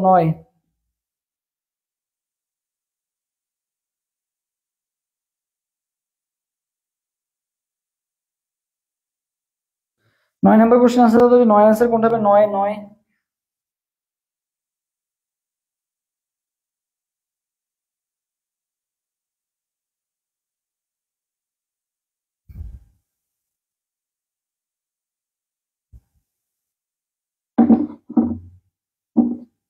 ওকে, 9 এর বি, 9 এর ডি, 9 এর সি। আচ্ছা, কেউ 9 এর এ কমেন্ট করবে না? বি সি ডি সবই কমেন্ট আসছে, এটা বাদ গেছে। এটা কেউ চাইলে কমেন্ট করতে পারো এখন। ওকে, আচ্ছা দেখো, এখানে হচ্ছে আমাদের কোন হাইড্রোক্সাইডটা অম্লধর্মী। আমরা জানি যে পর্যায় সারণী যেটা আছে না, পর্যায় সারণী তুমি যদি এভাবে চিন্তা করো, এই যে পর্যায় সারণী এই পাশে আছে, এরকম আছে, এই হচ্ছে পর্যায় সারণীটা। তো পর্যায় সারণী বা বাম দিকে যারা থাকে না, এদের অক্সাইড বা হাইড্রোক্সাইড, এরা যেহেতু ক্ষার, এরা সবাই কি তৈরি করে? ক্ষারীয় তৈরি করে আর কি, ঠিক আছে? আর এই দিকে যারা আছে, এরা সবাই কি তৈরি করে? অম্লীয় তৈরি করে আর কি, ঠিক আছে? সবাই কি তৈরি করে? অম্লীয় তৈরি করে। সো এই যে বোরন যেটা আছে, দেখো বোরনটা কোন দিকে থাকে দেখো তো? হাইড্রোজেন, এর পাশে থাকে হিলিয়াম, এখানে থাকে লিথিয়াম, বেরিলিয়াম, আর এখানে কে থাকে বলতো? শুরুতেই কে থাকে? বোরন থাকে। শুরুতেই কে থাকে, বোরন থাকে, শুরুতেই কে থাকে, বোরন থাকে। তাহলে কোনটা হওয়ার চান্স বেশি ভাইয়া, BOH2, কোনটা হবে, BOH2, BOH2। মাঝখানে গুলো তো ডি ব্লক মৌল, জিঙ্ক তো ভাই ডি ব্লক মৌল, তাই না, এটা তো বাদ। ম্যাগনেসিয়াম হাইড্রোক্সাইড, এটা তো বোঝা যাচ্ছে, এটা তো ক্ষারীয়, তাই না। গ্যালিয়াম অক্সাইড, ঠিক আছে, গ্যালিয়াম হাইড্রোক্সাইড, এটা তোমার অনেক নিচের দিকে থাকে আর কি। সো আমরা তো জানি যে উপর থেকে নিচের দিকে কি গেলে কি হয় বলতো, ক্ষারকীয় ধর্ম কি হয় বলতো, বাড়ে। উপর থেকে নিচে গেলে কি হয়, ক্ষারকীয় ধর্ম বাড়ে আর কি, ঠিক আছে। আচ্ছা, তো ক্ষারকীয় ধর্ম বাড়লে কি হয়, ক্ষারকীয় ধর্ম বাড়লে কি হয়, অম্লীয় ধর্ম কমে যাচ্ছে। তো স্বাভাবিকভাবে উপরে কি আছে, বোরন আনসার কি, অ্যান্সার কোনটা হবে, BOH2 হবে। কোনটা হবে, ডি নাম্বারটা হবে, 9 আনসার বি হবে না ভাইয়া, 9 আনসার হবে ডি নাম্বারটা। 9 আনসার কোনটা হবে, ডি নাম্বারটা হবে, কোনটা হবে, ডি নাম্বারটা হবে আর কি, ওকে। আচ্ছা, বেনজিন থেকে টলুইন উৎপাদনে প্রভাবক হিসেবে নিচের কোনটা ব্যবহার করা হয়, বেনজিন থেকে টলুইন, বেনজিন থেকে টলুইন। সো এটা মনে হবে ফ্রিডেল ক্রাফট অ্যালকাইলেশন বিক্রিয়া, কি বিক্রিয়া ভাইয়া, ফ্রিডেল ক্রাফট অ্যালকাইলেশন, ঠিক আছে। বেনজিন থেকে তোমার কি তৈরি হচ্ছে ভাইয়া, টলুইন তৈরি হচ্ছে। বেনজিন থেকে কি তৈরি হচ্ছে, টলুইন তৈরি হচ্ছে, যেখানে কি ব্যবহার করা হয়, অনার্দ্র AlCl3, ঠিক আছে। অনার্দ্র AlCl3 দিয়ে কি তৈরি করা হচ্ছে বলতো, অনার্দ্র AlCl3 দিয়ে কি তৈরি করা হচ্ছে, তোমার হচ্ছে বেনজিন থেকে তোমার কি তৈরি করা হচ্ছে, টলুইন তৈরি করা হচ্ছে, যেটাকে কি বলা হয়, Friedel craft alkylation. Friedel craft একটা নামধারী বিক্রিয়া, ফ্রিডেল ক্রাফট অ্যালকাইলেশন, ওকে। এখানে কি তৈরি করা হয়, এখানে হচ্ছে তোমার বেনজিনের সাথে CH3Cl দিলে প্রভাবক হিসেবে শুষ্ক বা অনার্দ্র AlCl3 দিলে টলুইন উৎপন্ন হয়, সাথে উৎপন্ন হয় কি HCl, ওকে। তাহলে বেনজিন থেকে টলুইন উৎপন্নের প্রভাবক হিসেবে কোনটা ইউজ করা হবে, অনার্দ্র AlCl3 ইউজ করা হয়। তাহলে অ্যান্সার কোনটা হবে, 10 এর অ্যান্সার হবে সি নাম্বারটা, ওকে। আচ্ছা, আমরা আগাই।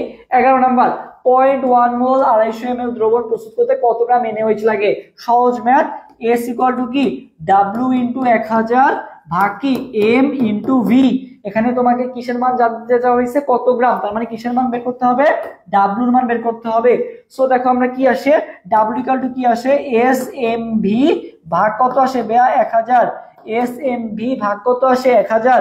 সো S এর মান কত দেওয়া আছে ভাইয়া, 0.1, M এর মান কত দেওয়া আছে, NaOH, Na হচ্ছে 23, অক্সিজেন 16, তার মানে 39, এর হাইড্রোজেন 1, তার মানে কত, 40, 0.1 ইন্টু 40। V কত দেওয়া আছে ভাইয়া, V কত 250, V কত 250 ভাগ 1000।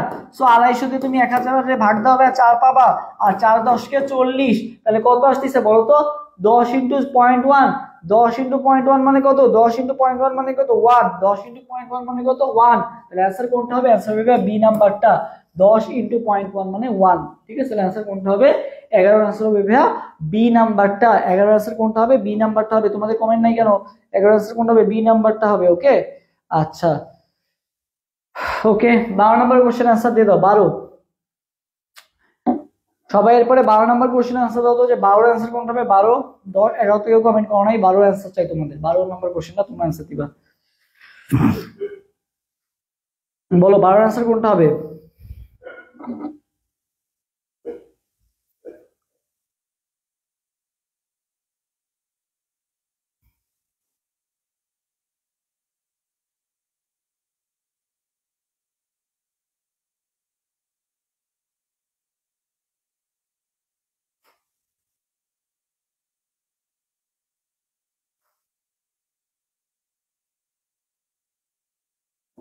ওকে। 12 নম্বর কোশ্চেন আনসার দেখতে চাই, 11B, 11B। আচ্ছা, 12 নম্বর কোশ্চেনে কি বলা হয়েছে দেখো, দেখো 12 নম্বর কোশ্চেনে বলা হয়েছে অম্লীয় অক্সাইড নিচের কোনগুলা, অম্লীয় অক্সাইড। তো আমরা জানি যে ওই পাশে ডান পাশে যেগুলো আছে তাদের অক্সাইড বা হাইড্রোক্সাইডকে বলা হয় অম্লীয় অক্সাইড। সো দেখো ফার্স্ট অফ অল এখানে যেটা আছে কার্বন মনোক্সাইড, ভাইয়া কার্বন মনোক্সাইড তো ভাইয়া নিরপেক্ষ, কার্বন মনোক্সাইড কি ভাইয়া, নিরপেক্ষ, কার্বন মনোক্সাইড কি ভাইয়া, নিরপেক্ষ, ঠিক আছে।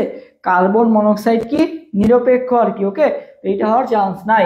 এরপর দেখো ভাই এখানে অ্যালুমিনিয়াম, ঠিক আছে, অ্যালুমিনিয়াম অক্সাইড আছে, বেরিলিয়াম অক্সাইড আছে। তো বেরিলিয়াম কি ভাইয়া, হাইড্রোজেন হিলিয়াম, লিথিয়াম বেরিলিয়াম, ঠিক আছে। বিরিয়ানি মোগলাই কাবাব, বেরিলিয়াম কয় নাম্বার গ্রুপের মৌল, 2 নাম্বার গ্রুপের মৌল না। তো এদের অক্সাইড বা হাইড্রোক্সাইড গুলো কি হয়, ক্ষারকীয় হয়, তার মানে এখানে কোনটা বলছে অম্লীয়, তাহলে এখানে বেরিলিয়াম অক্সাইড আছে, তার মানে এটা কি বাদ, ওকে। আচ্ছা, এখানে তো কি আছে, ম্যাগনেসিয়াম অক্সাইড আছে ভাইয়া। ম্যাগনেসিয়াম হতে ভাই গ্রুপ 2 এর মৌল, ম্যাগনেসিয়ামের অক্সাইডও কি হবে, ক্ষারীয় হবে। তাহলে অপশন ডিও বাদ।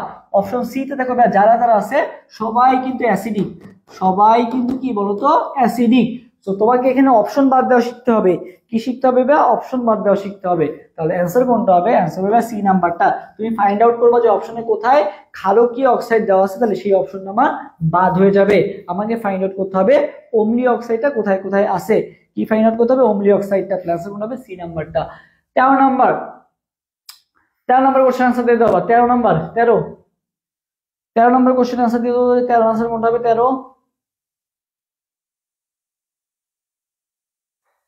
13 নম্বর কোশ্চেন আনসার দিয়ে দাও যে 13 আনসার কোনটা হবে। কি বলা হয়েছে, একটি ইলেকট্রন প্রথম কক্ষপথ থেকে দ্বিতীয় কক্ষপথে আবর্তিত হলে দ্বিতীয় কক্ষপথে ইলেকট্রনটির বেগ v2 কত হবে। আর প্রথম কক্ষপথে ইলেকট্রনের বেগ দেওয়া আছে কি v1। এটা হচ্ছে তোমার জাস্ট ওই যে সূত্র যেটা আছে না ওইটাই।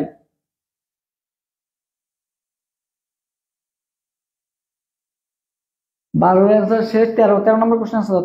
13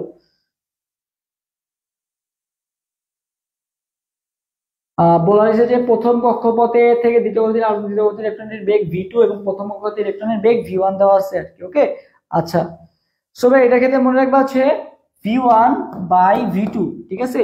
v1 বাই কি বলতো v2, v1 by v2 equal to কি হবে বলতো n2 বাই n1, ঠিক আছে। v1 by v2 equal to কি n2 by n1, v1 by v2 equal to কি n2 বাই n1, ঠিক আছে। v1 by v2 equal to কি n2 বাই n1। সো এইটা যদি হয় এখানে দেখো n2 n1 আর n2 এর মান কত দেওয়া আছে, n1 এর মান কত দেওয়া আছে, দ্বিতীয় কক্ষপথে ইলেকট্রনটির বেগ, আর প্রথম কক্ষপথে ইলেকট্রনটির বেগ কি দেওয়া আছে v1। প্রথম কক্ষপথে ইলেকট্রনের বেগ কি v1 আর দ্বিতীয় কক্ষপথে ইলেকট্রনের বেগ কি বলতো v2। সো এখানে n2 এর মান কত বসাবা তুমি 2, আর n1 এর মান কত বসাবা 1 বসাবা আর কি। তুমি কি পাচ্ছ বলতো v1 by v2 equal to কি পাচ্ছ 2 বাই 1 পাচ্ছ আর কি। সো আলটিমেটলি কি পাচ্ছ v1 ইকুয়াল টু কি 2v2, v1 ইকুয়াল টু কি 2v2, v1 ইকুয়াল টু কি 2v2। এটা আমাদের কোথায় অপশন আছে, v1 ইকুয়াল টু 2v2, এই যে এটা আছে v1 ইকুয়াল টু কি 2v2। তুমি এখানে গুণ করে দাও, v1 ইকুয়াল টু কি পাচ্ছ 2v2 পাচ্ছ আর কি। v1 ইকুয়াল টু কি পাচ্ছ 2v2 পাচ্ছ আর কি। তাহলে অ্যানসার কোনটা হবে, অ্যানসার হবে এ নাম্বারটা। এটা আর এটা কিন্তু সেম জিনিস, v1 ইকুয়াল টু 2v2 বা v2 equal to v1 by 2 একই জিনিসই কিন্তু আর কি, ঠিক আছে। এই পাশ ওপাশ করে লিখলেই পেয়ে যাবে আর কি। এই যে দেখো সেম, এই যে v2 ইকুয়াল টু কি আসবে হাফ v1, এটাই তো আছে এখানে একই জিনিস। তাহলে অ্যানসার কোনটা হবে, অ্যানসার হবে এ নাম্বারটা। ওকে, আচ্ছা BaSO4 এর সম্পৃক্ত দ্রবণে Ba2+ এর ঘনমাত্রা এত দেওয়া আছে, BaSO4 এর দ্রাব্যতা গুণফল মানে হচ্ছে কি জানতে চাওয়া হয়েছে, KSP এর মান জানতে চাওয়া হয়েছে। কিসের মান জানতে চাওয়া হয়েছে, KSP এর মান জানতে চাওয়া হয়েছে। সো সবাই হচ্ছে 13 নম্বরের শেষ 14 নম্বরের কোশ্চেন আনসার দাও যে BaSO4 সম্পৃক্ত দ্রবণে তোমার এখানে দেওয়া আছে ঘনমাত্রা, এখানে দ্রাব্যতা গুণফল মানে হচ্ছে KSP এর মানটা জানতে চাইছে, KSP এর মানটা কত হবে। সবাই একটু 14 নম্বর কোশ্চেন আনসার দাও, 14 নম্বরের आंसर কোনটা হবে আর কি।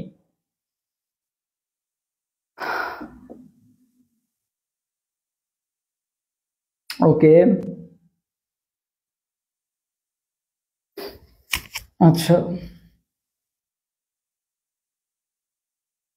সবাই 14 নম্বর কোশ্চেন আনসার দাও তো।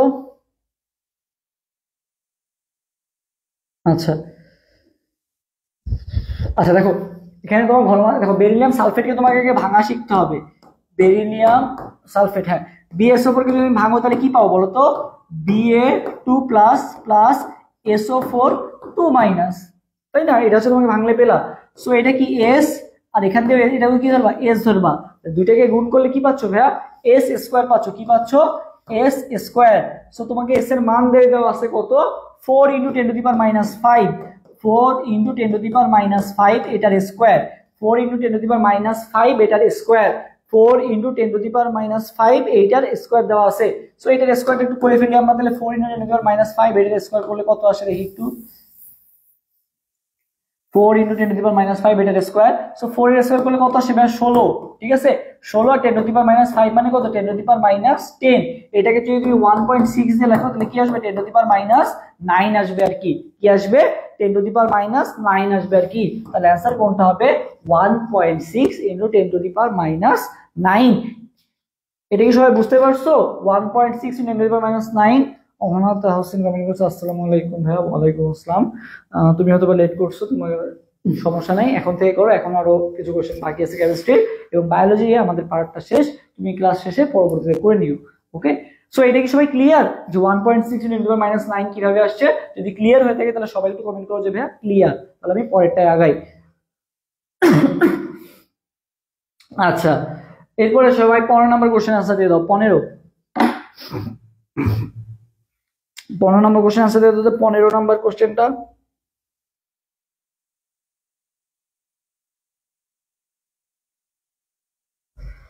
পনেরো নম্বর কোশ্চেন আনসারটা সবার দেখতে চাই। 15 আনসার কোনটা হবে বলো?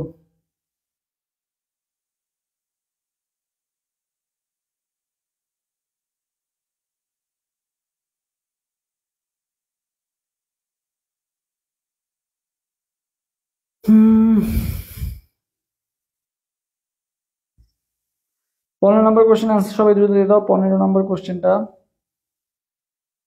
ওকে, ডান। আচ্ছা, জি ভাইয়া ক্লিয়ার ক্লিয়ার। ওকে, ফাইয়া কমেন্ট করছে ক্লিয়ার। আচ্ছা দেখো, 15 নম্বরটা বলা হয়েছে ভাইয়া যে তোমাকে এখানে sp2 এবং sp3 সংগঠিত কার্বন সংখ্যা বের করতে বলছে। তবে sp কোথায় ঘটে, যেখানে এটা তোমার আমি ক্লিয়ার করে দিই আরো সহজ ভাবে। sp2 আর এটা কি ভাই sp3। সো মনে ভাই p তে কত আছে ভাইয়া? 1 আছে, তার মানে এখানে বসবা তিনটা বন্ডের ক্ষেত্রে হচ্ছে 1 এর ক্ষেত্রে 3 আর 3 এর ক্ষেত্রে 1। এখানে যেহেতু sp1 আছে তার মানে এটা তিনটা বন্ডের ক্ষেত্রে হবে। এখানে যেহেতু 3 আছে তাহলে এটা একটা বন্ডের ক্ষেত্রে হবে, মানে অ্যালকেনের ক্ষেত্রে হবে। আর sp2 2 এর ক্ষেত্রে 2 হবে আর কি। ওকে, সো তোমাকে এখানে বলা হয়েছে sp, মানে এখানে sp মানে কয়টা বন্ড ভাইয়া? sp মানে ভাই তিনটা বন্ড। তোমাকে এখানে ফাইন্ড আউট করতে হবে কয়টা তিনটা বন্ড আছে। এখানে ভাই একটা তিনটা বন্ড আছে। ওকে, সো এখানে বলা হয়েছে কার্বনের সংখ্যা বের করতে। সো এই একটা বন্ড, এই মানে এখানে যে তিনটা বন্ড আছে না, এই তিনটা বন্ড ফর্মের জন্য কয়টা কার্বনের প্রয়োজন পড়ছে ভাইয়া? 2টা কার্বন। তার মানে এই কার্বনটাও ভাইয়া sp3, এই কার্বনটাও কি বলতো ভাইয়া? sp, সরি, এই কার্বনটাও ভাইয়া sp সংকরিত, এই কার্বনটাও কি বলতো? sp সংকরিত। যেহেতু এদের দুইটার মধ্যে তিনটা বন্ড আছে না, তাহলে এই কার্বনটা sp সংকরিত, এই কার্বনটা sp সংকরিত। তাহলে sp সংকরিত কার্বন কয়টা পেলাম আমরা? 2টা পেলাম আর কি। ওকে, আচ্ছা, এরপর বলা হয়েছে ভাই sp2 সংকরিত। এখানে ভাই ডাবল বন্ড কয়টা আছে দেখো তো ভাইয়া? ডাবল বন্ড কিন্তু এই একটাই আছে, আর কোথাও কিন্তু ডাবল বন্ড নাই। সো এই ডাবল বন্ড তৈরি করছে, এই কার্বনটা তৈরি করছে আর এই কার্বনটা তৈরি করছে। তার মানে এই দুইটা কার্বন কিন্তু কি sp2 সংকরায়িত। তাহলে আমরা যদি বুঝলাম যে তাহলে sp সংকরায়িত ভাইয়া 2টা, sp2 সংকরিত কয়টা বলতো? 2টা। তাহলে দেখি তো আমার sp3 কি আর বের করার দরকার আছে? কারণ অপশনে 2 2 কোথায় আছে দেখো তো? পরপর 2 2, পরপর 2 2 কিন্তু আছে, আর কোন অপশনে কিন্তু পরপর 2 2 কিন্তু নাই। তাহলে কিন্তু আমার sp3 কিন্তু কষ্ট করে কি করা লাগতেছে না, বেরই করা লাগতেছে না। টাইম কিন্তু এখানে কি হয়ে গেল? সেভ হয়ে গেল। তাহলে অ্যান্সার কোনটা হবে ভাইয়া? অ্যান্সার হবে ঘ নাম্বারটা। তোমার আর sp2 বেরই মানে sp3 আর বেরই করার দরকার নাই। তোমার যেহেতু sp আর sp2 তে অপশন একটা মিলে গেছে, তাহলে খুব সহজেই তুমি বুঝতে পারতেছো অ্যান্সার কোনটা হবে ভাইয়া? অ্যান্সার হবে ডি নাম্বারটা। অ্যান্সার কোনটা হবে? ডি নাম্বারটা হবে। 16 নাম্বার, 3.6 লিটার বিশুদ্ধ পানির মোল সংখ্যা নিচের কোনটি? বলো তো দেখি এটা আছে কোনটা হবে? 3.6 লিটার বিশুদ্ধ পানির মোল সংখ্যা নিচের কোনটি? 3.6 লিটার, এটার মোল সংখ্যা কোনটা হবে বলো? সো ভাই মনে রাখবা, দেখবা যে তোমার হচ্ছে কেমিস্ট্রি ফার্স্ট পার্ট চ্যাপ্টার 4 এ একটা দেখবা লাইন আছে আর কি, 1 লিটার পানিতে, বুঝছো, 1 লিটার পানিতে তোমার বিশুদ্ধ পানিতে মোল সংখ্যা থাকে কত? 55.5, 55.5 মোল থাকে। কত মোল থাকে? 55.5 মোল থাকে আর কি। ঠিক আছে, 1 লিটার বিশুদ্ধ পানিতে, 1 লিটার বিশুদ্ধ পানিতে কতটুকু মোল থাকে? 55.5 মোল থাকে। তোমাকে এখানে বলা হয়েছে ভাইয়া 3.6 লিটারে কত মোল থাকে আর কি। 3.6 লিটারে মোল সংখ্যাটা আস করা হয়েছে। তো তুমি কি করবা? এই 55.5 এর সাথে কি করে দিবা? 3.6 এর জাস্ট গুণ করে দিবা।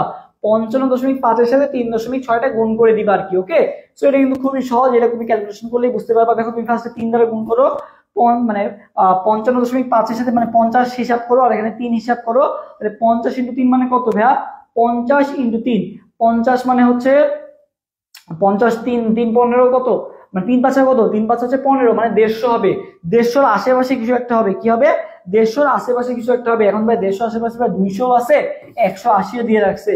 তার মানে এটা তোমাদের ক্যালকুলেশন করেই পড়া লাগবে, নাইলে আসলে এটা অ্যাকুরেট ভাবে বের করা কিন্তু অনেক টাফ হয়ে যাবে আর কি। ওকে, তাহলে তোমাকে এটা কি করতে হবে? একটু ক্যালকুলেশন করে করতে হবে আর কি। ঠিক আছে, সো এটা ক্যালকুলেশন, যেহেতু ক্যালকুলেটর অ্যালাউ, তাহলে তুমি ক্যালকুলেশন দিয়ে, মানে ক্যালকুলেটর অ্যালাউ ছিল, সো ক্যালকুলেশন তুমি ক্যালকুলেটর দিলেই মানটা পেয়ে যাবে আর কি। সো এটা 180 না, এটা অ্যান্সার হবে কত ভাইয়া 200 হবে, খুব সম্ভবত কত হবে 200 হবে আর কি। তুমি এটা ক্যালকুলেশন করলে অনেক কাছাকাছি মান দেওয়া। সো 55.5 যেহেতু, সো স্বাভাবিকভাবে 180 হওয়ার চান্স খুবই কম। অ্যান্সার কোনটা হবে ভাইয়া, অ্যান্সার হবে 200, ঠিক আছে। 55.5 × 3.6 মানে কত 200। আচ্ছা, অ্যামোনিয়াম আয়নে HNH এর বন্ধন কোণ কত? অ্যামোনিয়াম আয়ন, ঠিক আছে, অ্যামোনিয়াম আয়ন। সো এটা আমরা সবাই জানি যে অ্যামোনিয়াম আয়নে বন্ধন কোণের মান কত হয়। সো এটা যদি আমরা একটু করি, দেখো H = হাইব্রিডাইজেশন, H = কি half V + X - C + A। এখানে বা V কোনটা, কেন্দ্রীয় পরমাণু যোজ্যতা ইলেকট্রন। কেন্দ্রীয় পরমাণু কোনটা বা যেটা সংখ্যায় কম থাকে, নাইট্রোজেন। নাইট্রোজেনের ক্ষেত্রে বা শেষ পর্যন্ত কয়টি ইলেকট্রন আছে বা 5টা। X মানে কি ভাই, একযোজী পরমাণু সংখ্যা। একযোজী পরমাণু ভাই কয়টা আছে ভাইয়া, 4টা আছে, তাইলে 4 হইলো। মাইনাস ক্যাটায়ন প্লাস অ্যানায়ন, এখানে কি ক্যাটায়ন আছে? হ্যাঁ, এখানে ভাই একটা ক্যাটায়ন আছে, তাহলে মাইনাস ক্যাটায়নের সংখ্যা একটা, অ্যানায়ন আছে না ভাই, অ্যানায়ন নাই, তাহলে বাদ।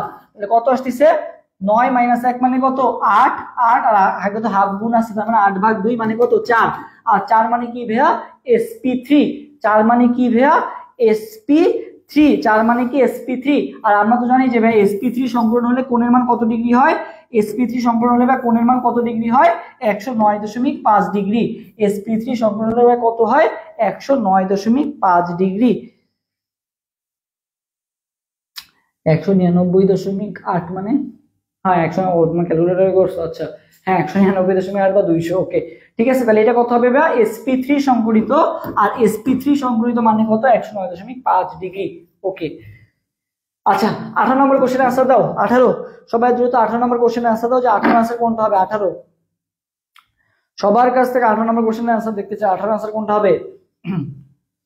18 নম্বর কোশ্চেনের आंसर দাও তো।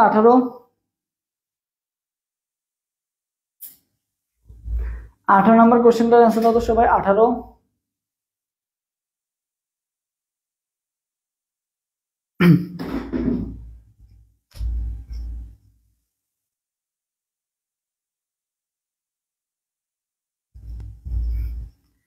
সবাই 18 নম্বর কোশ্চেনটার आंसर দ্রুত দিয়ে দাও যে 18 आंसर কোনটা হবে।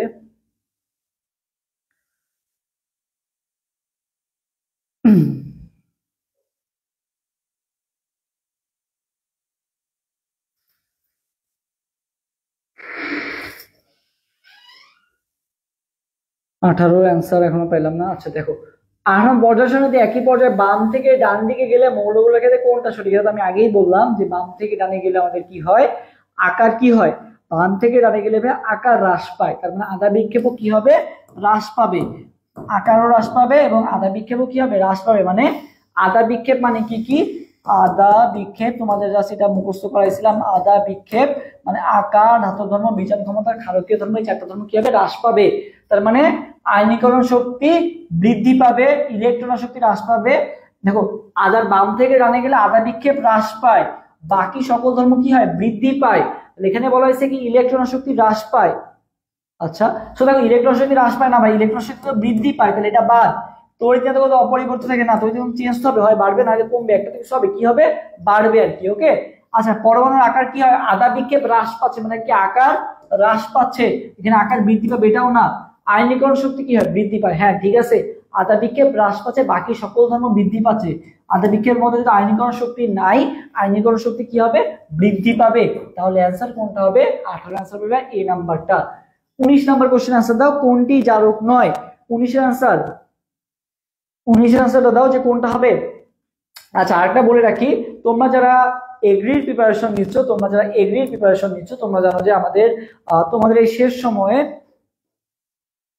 আচ্ছা তোমরা যারা এগ্রির প্রিপারেশন নিচ্ছ, তোমাদের এই স্বল্প সময় একটা সেরা প্রস্তুতির জন্য তোমাদের এক্সাম দেওয়া খুবই গুরুত্বপূর্ণ, পাশাপাশি ম্যারাথন ক্লাস বা তোমাদের সাজেশনমূলক ক্লাসগুলো খুবই গুরুত্বপূর্ণ। সেজন্য আমাদের এগ্রি রিভিশন ব্যাচ এটা খুব শীঘ্রই শুরু হয়ে যাবে আর কি, আজকে কালকের মধ্যে শুরু হয়ে যাবে এগ্রি রিভিশন ব্যাচ। এই ব্যাচটায় তোমরা যারা ভর্তি হতে চাও তারা এখনই অ্যাডমিশন পেজে মেসেজ দিবে। এটার কোর্স ফি যেহেতু তোমাদের শেষ সময়, তোমরা অলরেডি অনেক কোর্সে ভর্তি বা অনেকে অনেক জায়গায় ভর্তি, অথবা ঠিক মতো ক্লাস করো না এতদিন, তো শেষ সময় যারা ভালো মতো প্রিপারেশন নিতে পারো এবং এটা যাতে তোমাদের উপরও খুব একটা বেশি অ্যামাউন্ট না হয় এবং আমাদের যাতে আমরাও যাতে তোমাদের জন্য বেস্ট একটা সার্ভিস দিতে পারি এবং তোমাদের একটা আলাদা কেয়ার নিতে পারি, সেজন্য এটার কোর্স ফি মাত্র 199 টাকা রাখা হয়েছে, ঠিক আছে। এগ্রি রিভিশন ব্যাচ, এটার কোর্স ফি কত ভাইয়া? মাত্র 199 টাকা আর কি। ওকে, সো যারা ভর্তি হতে চাও তারা এখনই পেজে মেসেজ দাও।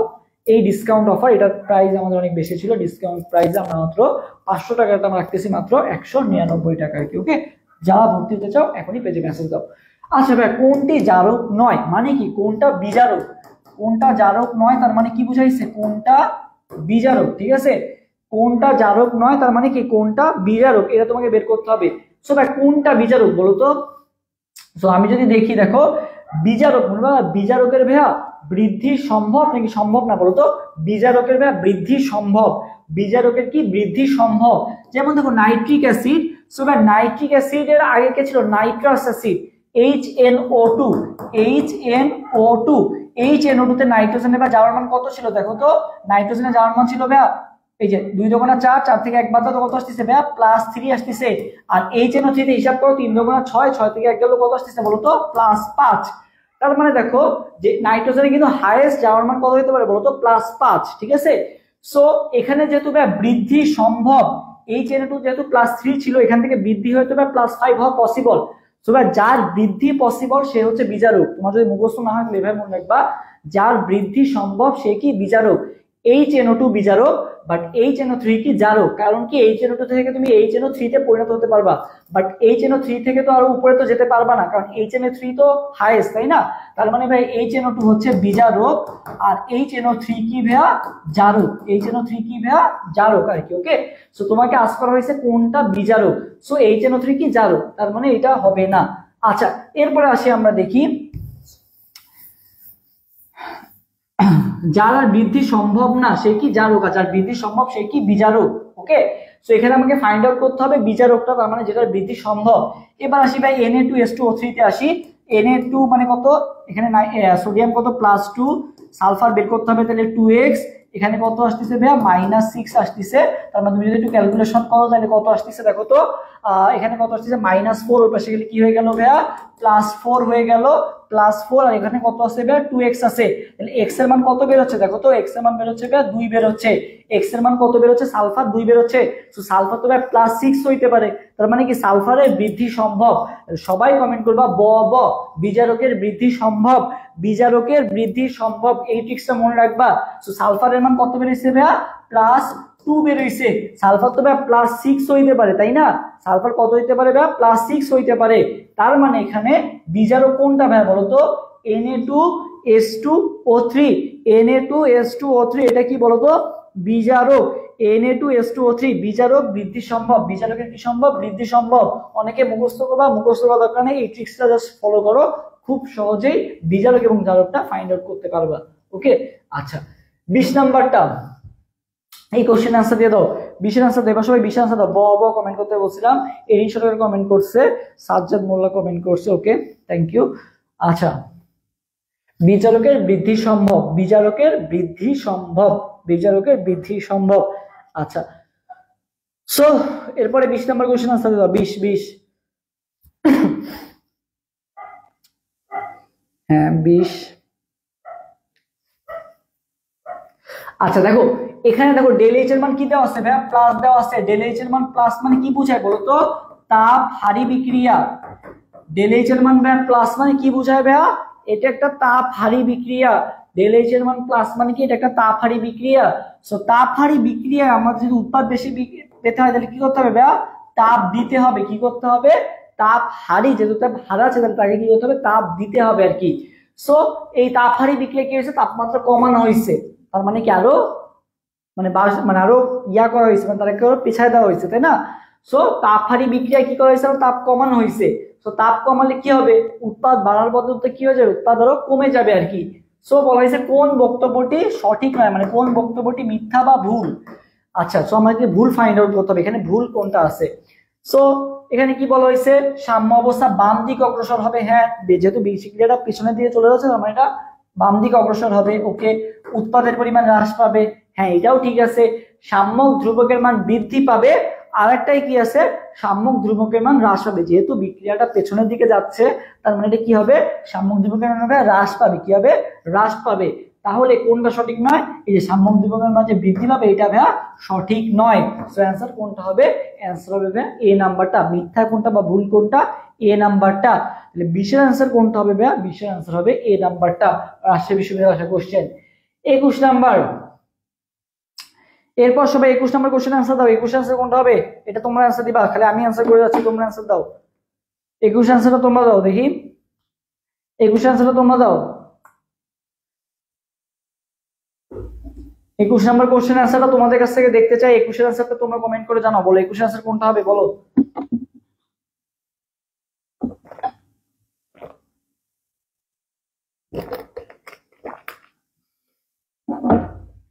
দেখো 21 নম্বর কোশ্চেনে কি বলা হয়েছে যে 0.1 মোল অ্যাসিটিক অ্যাসিডের জলীয় দ্রবণে বিয়োজন মাত্রা, তার মানে কিসের মান দেওয়া আছে ভাইয়া? আলফার মান দেওয়া আছে। আর এটা কিসের মান দেওয়া আছে? বা সি এর মান দেওয়া আছে। এখন বলা হয়েছে ওই দ্রবণে মোলার ঘনমাত্রাটা কত হবে? কি দিয়ে হবে? মোলার ঘনমাত্রাটা তোমাকে আস করা হয়েছে। আচ্ছা হ্যাঁ, মোলার ঘনমাত্রা তোমাকে আস করা হয়েছে H3O প্লাসের।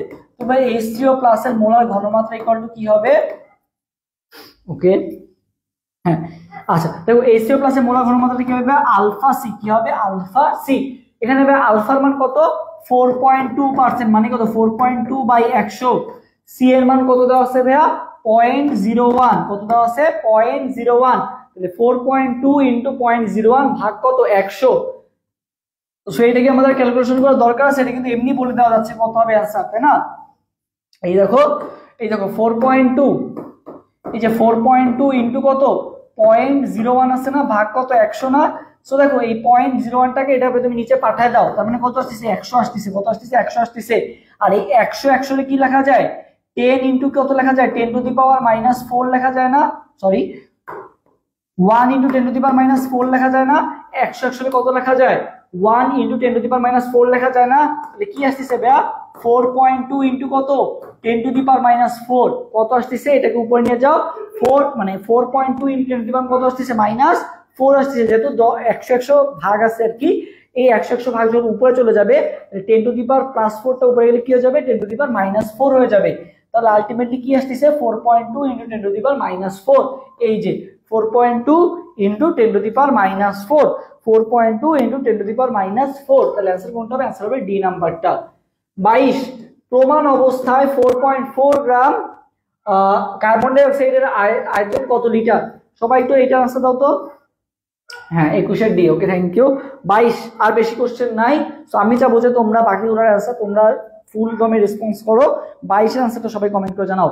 22 এর অ্যান্সারটা সবাই কমেন্ট করে জানাও এবং সবাই এটার অ্যান্সারটা দাও। 22 এর অ্যান্সারটা সবাই দ্রুত দাও, দ্রুত। প্রমাণ অবস্থায় 4.4 গ্রাম কার্বন ডাই অক্সাইডের আয়তন কত লিটার? প্রমাণ অবস্থায়। আচ্ছা দেখো 4.4 গ্রাম, এটার ক্ষেত্রে যে একটু আগে যে ফর্মুলাটা করছিলাম আমরা, W/M ইকুয়াল টু কি?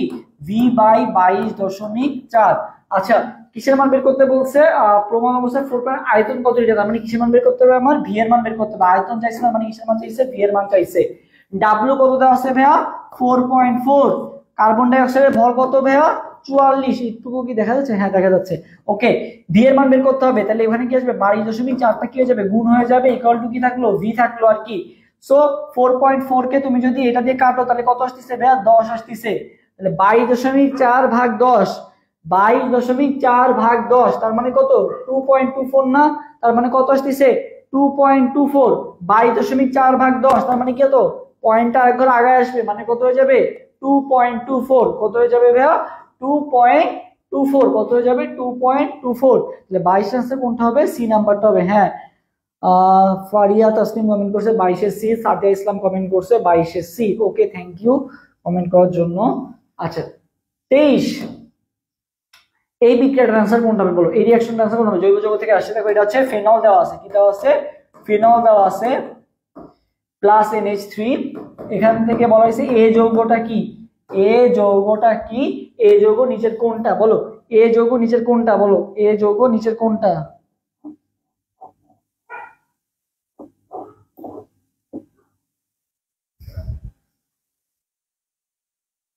আচ্ছা ওকে দেখো এখান থেকে তুমি যখন রিঅ্যাকশনটা করবা তখন কি উৎপন্ন হবে বলো তো? এখান থেকে ভাইয়া এই যে এখানে যে NH3টা আছে না এখান থেকে উৎপন্ন হবে NH2টা আসবে, NH2টা আসবে, NH3 থেকে NH2টা আসবে, এখান থেকে একটা হাইড্রোজেন যেটা ছিল এই হাইড্রোজেন আর এই OH-টা মিলে কি তৈরি করবে ভাইয়া? পানি তৈরি করবে। কি তৈরি করবে ভাইয়া? পানি তৈরি করবে। তো ভাই এটাকে কি বলা হয় বলো তো? এটাকে বলা হয় ভাই অ্যানিলিন। এটাকে কি বলা হয় ভাইয়া? অ্যানিলিন। কি বলা হয়? অ্যানিলিন। তাহলে এই যৌগটার নাম কি ভাইয়া? অ্যানিলিন। তাহলে এখানে কি উৎপন্ন হবে ভাইয়া? অ্যানিলিন উৎপন্ন হবে। কি উৎপন্ন হবে? অ্যানিলিন উৎপন্ন হবে। তাহলে 23 আনসার কোনটা হবে ভাইয়া? 23 আনসার হবে এ নাম্বারটা। 23 আনসার হবে কোনটা? এ নাম্বারটা। ওকে, 24 নাম্বার, নিচের কোনটা ভাইয়া অ্যারোমেটিক যৌগ নয়? 24 এর আনসারটা সবাই দাও। ওকে, 23 এর আনসার শেষ। 24 এর আনসারটা দাও তো দেখি। 24 এবং 25, 24, আচ্ছা 25 তো এখন আসে নাই। 24 এর আনসারটা সবাই দাও। কোন যৌগটা অ্যারোমেটিক যৌগ নয়? দেখো এখানে একটা দেওয়া আছে, এটা দেওয়া আছে, এটা তো ভাই বেনজিন। বেনজিন তো সবার আগে অ্যারোমেটিক, ঠিক আছে? বেনজিন সবার আগে অ্যারোমেটিক, ঠিক আছে? এটা ভাই কি জিরো আছে, তার মানে কি আমরা জিরো রান করছে বাংলাদেশ, জিরো রান করে আউট হয়ে গেছে। এটা কি ভাইয়া? ফিউরান। এটা কি ভাইয়া? ফিউরান। ওকে, আচ্ছা দেখি দ্রুত আনসার দাও, দ্রুত।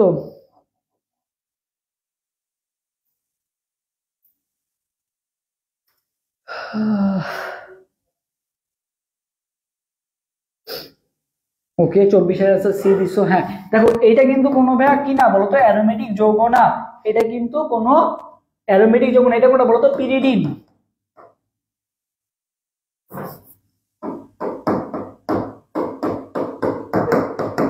পিরিডিন, ঠিক আছে? এটা ফিউরান, এটা বেনজিন। এটা কিন্তু কোনো ভাই অ্যারোমেটিক যৌগের মধ্যে পড়ে না। তাইলে অ্যান্সার কোনটা হবে? এটা হাকেল নীতিটা মানে না। সহজ কথায় বলতে গেলে হাকেল নীতি মানে না, এই জন্য অ্যান্সার কোনটা হবে? 24 আনসার হবে সি নাম্বারটা। হাকেল নীতিটা কি ছিল ভাই? 4n+2, এটা হচ্ছে হাকেল নীতি। ওকে, আচ্ছা 25 number, 25 number question, last question, সবাই অ্যান্সার দাও। 25 নাম্বার কোশ্চেন আনসারটা তোমাদের কাছে নিব। বলো এইটার আইইউপ্যাক নাম কোনটা হবে? বলো এটার আইইউপ্যাক নাম কোনটা হবে? এইটার আইইউপ্যাক নাম কোনটা হবে বলো?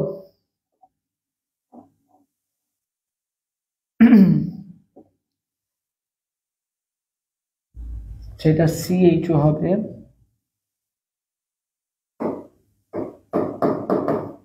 বলো এটার আনসার কোনটা হবে? 25 নম্বর কোশ্চেন আনসার কোনটা হবে? 25 আনসারটা বলো। 25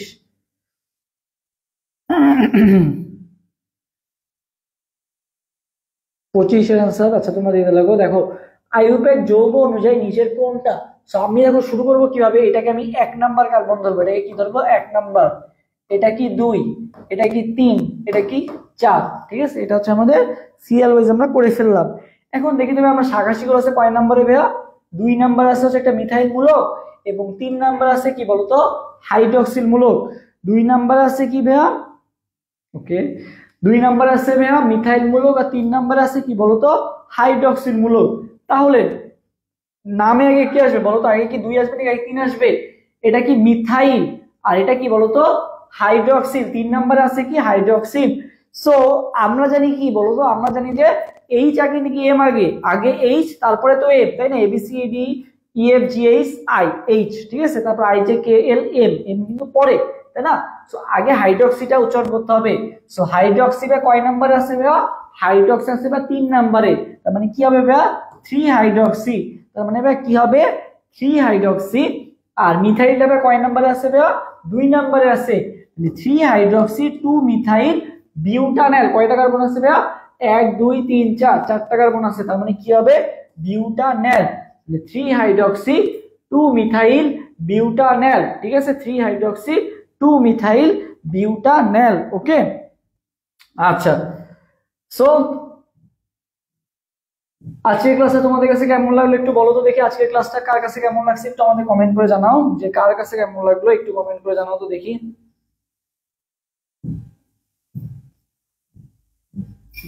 ওকে, বলো তোমাদের কাছে কেমন লাগছে এবং তোমরা আরো কি ক্লাস চাও বলো। তোমাদের কার কাছে কেমন লাগছে একটু কমেন্ট করে জানাও। এবং তোমাদেরকে বলে রাখি যে তোমাদের যারা কৃষির প্রিপারেশন নিচ্ছ বা তোমরা যারা এগ্রি প্রিপারেশন নিচ্ছ, তোমাদের জন্য কিন্তু সময় আর বেশি নাই। এই শেষ কয়েকটা দিন অনেক ভালো মতো পড়তে হবে। বা তোমরা যদি রাজশাহী বিশ্ববিদ্যালয়ের প্রিপারেশন নাও, রাজশাহীর জন্য কিন্তু আর মাত্র 1 মাসের মতো আছে আর কি। সো আমরা তোমাদের জন্য রাজশাহী এবং কৃষি গুচ্ছ দুইটারই ইনশাল্লাহ ভালো মতো একটা প্রিপারেশন নিয়ে দেবো। আর গুচ্ছ তো একটু লেট আসছে। সো তোমার এখন যদি তোমার কৃষিতে হয়ে থাকে, মানে কৃষিতে অনেকে তো ফর্ম তুলতে পারো নাই, যারা ফর্ম তুলতে পারছো তাদের এখন মাথা ব্যথা কৃষি প্লাস আরইউ। আর যাদের মনে করো কৃষিতে ফর্ম তুলতে পারো নাই বা কৃষিতে ইচ্ছা নাই, তাদের জন্য কিন্তু এখনো স্বায়ত্তশাসিত বিশ্ববিদ্যালয় দেখো ডিইউ শেষ, আরইউ বাকি আছে। এছাড়া বাকি সকল স্বায়ত্তশাসিত আছে, যেমন তোমার হচ্ছে জাহাঙ্গীরনগরের এক্সাম শেষ, চট্টগ্রামের এক্সাম শেষ, ঢাকা ভার্সিটির এক্সাম শেষ। 4টা স্বায়ত্তশাসিতর মধ্যে 3টারই এক্সাম শেষ। শুধু শুধু ভালো শুধু মানে বাদ আছে কোনটা, শুধু বাদ আছে রাজশাহী ইউনিভার্সিটি বাদ আছে আর কি। সো এইটা কিন্তু ওয়ান কাইন্ড অফ তোমার হচ্ছে একটা বলা যায় যে একটা মানে তোমার জন্য একটা বোনাস, যে তুমি এখনো ঢাবিতে চান্স মিস করছো, আজকে রেজাল্ট দিছে যেহেতু তুমি জাবিতে চান্স মিস করছো, তুমি চট্টগ্রামে চান্স মিস করছো, কোনো সমস্যা নাই। তুমি যদি এখনো রাজশাহী বিশ্ববিদ্যালয়ের জন্য ভালো মতো প্রিপারেশন নাও, এই কয়েকটা দিনই তোমার জন্য এনাফ, ঠিক আছে? সো তুমি এত জায়গায় দৌড়াদৌড়ি না করে ইনশাল্লাহ আমরা রাজশাহী বিশ্ববিদ্যালয়ের জন্য তোমাকে এমনভাবে প্রিপেয়ার করে দিব যে রাজশাহী বিশ্ববিদ্যালয় নিয়ে আর কোনো তোমার ভয় থাকবে না। অলরেডি জাহাঙ্গীরনগর বিশ্ববিদ্যালয় নিয়ে আমাদের যে কোর্সটা ছিল সেখানে কিন্তু অনেক ভালো একটা অ্যামাউন্ট স্টুডেন্ট কিন্তু চান্স পাইছিল। সো আমরা চাই যে রাজশাহী বিশ্ববিদ্যালয়েও তোমরা একটা ভালো সিট আনতে পারো, এবং সেটার জন্য যা যা করা দরকার আমরা এই কয়েকটা দিন তোমাদেরকে দিব, এবং তোমরা জাস্ট সেগুলো ফলো করো, ইনশাল্লাহ ভালো কিছু হবে। আর যারা ভাইয়া এগ্রির প্রিপারেশন নিচ্ছ, সো এগ্রির তো ভাইয়া আর বেশি দিন টাইম নাই, ওকে? সো দেখা গেছে যে রোজা শুরু হয়েছে, বা তুমি হচ্ছে ঠিক মতো পড়ো নাই, বা হচ্ছে দেখা গেছে যে তোমার একটু খাপ খাওয়াইতে একটু টাইম লেগে গেছে আর এই কোর্সের সাথে, অনেকে অনেক কোর্সে ভর্তি। সো তোমাদের এই শেষ সময় এগ্রির জন্য আমরা তোমাদের হচ্ছে এক্সাম প্লাস হচ্ছে ম্যারাথন ক্লাস নিয়ে একটা কোর্স লঞ্চ করছি, এগ্রি প্লাস মানে এগ্রি রিভিশন প্রোগ্রাম যেটা, এটার কোর্স ফি মাত্র 199 টাকা। যারা ভর্তি হতে চাও এই দ্রুত মানে এই কোর্সটা খুব দ্রুতই শুরু হয়ে যাবে আজকে কালকের মধ্যেই। তো যারা ভর্তি হতে চাও তারা এখনই পেজে মেসেজ দাও, আজকে থেকেই ইনশাল্লাহ তোমাদেরকে ভর্তি করানো হবে আর কি। সো ভর্তির জন্য ভাই এখনই পেজে মেসেজ দাও। দেখা হবে ইনশাল্লাহ ভাই নেক্সট ক্লাসে। সে পর্যন্ত সবাই ভালো থাকো, আজকের মতো এখানে বিদায় নিচ্ছি, এবং দ্রুত সবাই ভর্তি হয়ে যাও। আরো ক্লাসটা ইনশাল্লাহ নিব, সেজন্য দরকার তোমাদের রেসপন্স, এবং তোমরা যদি রেসপন্স না করো আলটিমেটলি ক্লাস নিতে কিন্তু ভালো লাগে না, বা ক্লাস নিয়ে আসলে মজাটা পাওয়া যায় না, যেহেতু আমি একাই বকর বকর করে যাচ্ছি। তোমরা যদি রেসপন্স না করো তাহলে আসলে ক্লাসটা নিতে কষ্ট হয় আর কি। সো আশা করি নেক্সট থেকে আরো তোমরা ভালো মতো রেসপন্স করবে, আজকেও অনেক ভালো রেসপন্স করছো। সো ধন্যবাদ সবাইকে। আর যে কয়েকটা দিন আছে এই কয়েকটা দিন এনাফ। ঢাবিতে হয় নাই, জাবিতে হয় নাই, রাজশাহীতে হবে ইনশাল্লাহ। যেটাই হয় নাই সেটা তোমার ভাগ্যে লেখা ছিল না, তোমরা জানো যে যা হয় ভালোর জন্যই হয়। তো এটা নিশ্চয়ই তোমার জন্য একটা ভালো কিছু আছে। তুমি হয়তো বা ঢাবিতে চান্স পাইতা, হয়তো বা লাস্টের দিকে পাইতা, জাহাঙ্গীরনগরে মনে করো ওয়েটিং দিয়ে পাইতা, ওখানে তুমি হয়তো বা মানে একটা যে সাবজেক্ট তোমার পড়াইছে না ওইরকম একটা সাবজেক্টে চান্স পাইতা। সো আলটিমেটলি ওইটা চান্স পাওয়ার কারণে তোমার দেখা গেল রাজশাহীর জন্য তুমি ফুল ইফেক্টটা বা ফুল তোমার যে পটেনশিয়ালটা সেটা তুমি দিতে পারতা না। বাট এখন যেটা তোমার কোথাও হয় নাই, বা একটা জায়গায় মনে করো অল্প অল্প চান্স ওয়েটিং এ আসো, সো এখন তোমার মধ্যে কিন্তু একটা জেদ আছে যে আমাকে চান্স পেতেই হবে। সো এই জেদটা ধরে রাখো, ইনশাল্লাহ আল্লাহ তাআলা তোমার এই পরিশ্রমটা তুমি যদি তোমার 100% দাও, আল্লাহ তাআলা তোমাকে কখনোই হতাশ করবেন না। সো তুমি সৃষ্টিকর্তার উপর ভরসা রাখো, ইনশাল্লাহ তোমার চান্স হবেই। আর আমাদের গাইডলাইনগুলো ফলো করো, ইনশাল্লাহ তোমার পাবলিকের হচ্ছে স্বপ্নটা, মা বাবার যে স্বপ্নটা ইনশাল্লাহ পূরণ হবে। এই রোজার যে ঈদটা বা এই যে ঈদটার সামনে ঈদ উল ফিতর, এটা হয়তো বা তোমার একটু খারাপ যেতে পারে যেহেতু তোমার কোথাও চান্স হয় নাই। বাট এটুকু বলতে পারি যদি তুমি ভালো মতো প্রিপারেশন নাও এবং সামনে কয়েকটা দিন ভালো মতো পড়ো, তাহলে সামনে যে এক্সাম ঈদ উল আজহা ইনশাল্লাহ তোমার ভালো যাবে আর কি। ওকে, এই সামনের এক্সামগুলো দাও, ঈদ উল আজহাটা যাতে ভালো মতো কাটাইতে হয় তাহলে এখন থেকেই ভালো মতো পড়ো।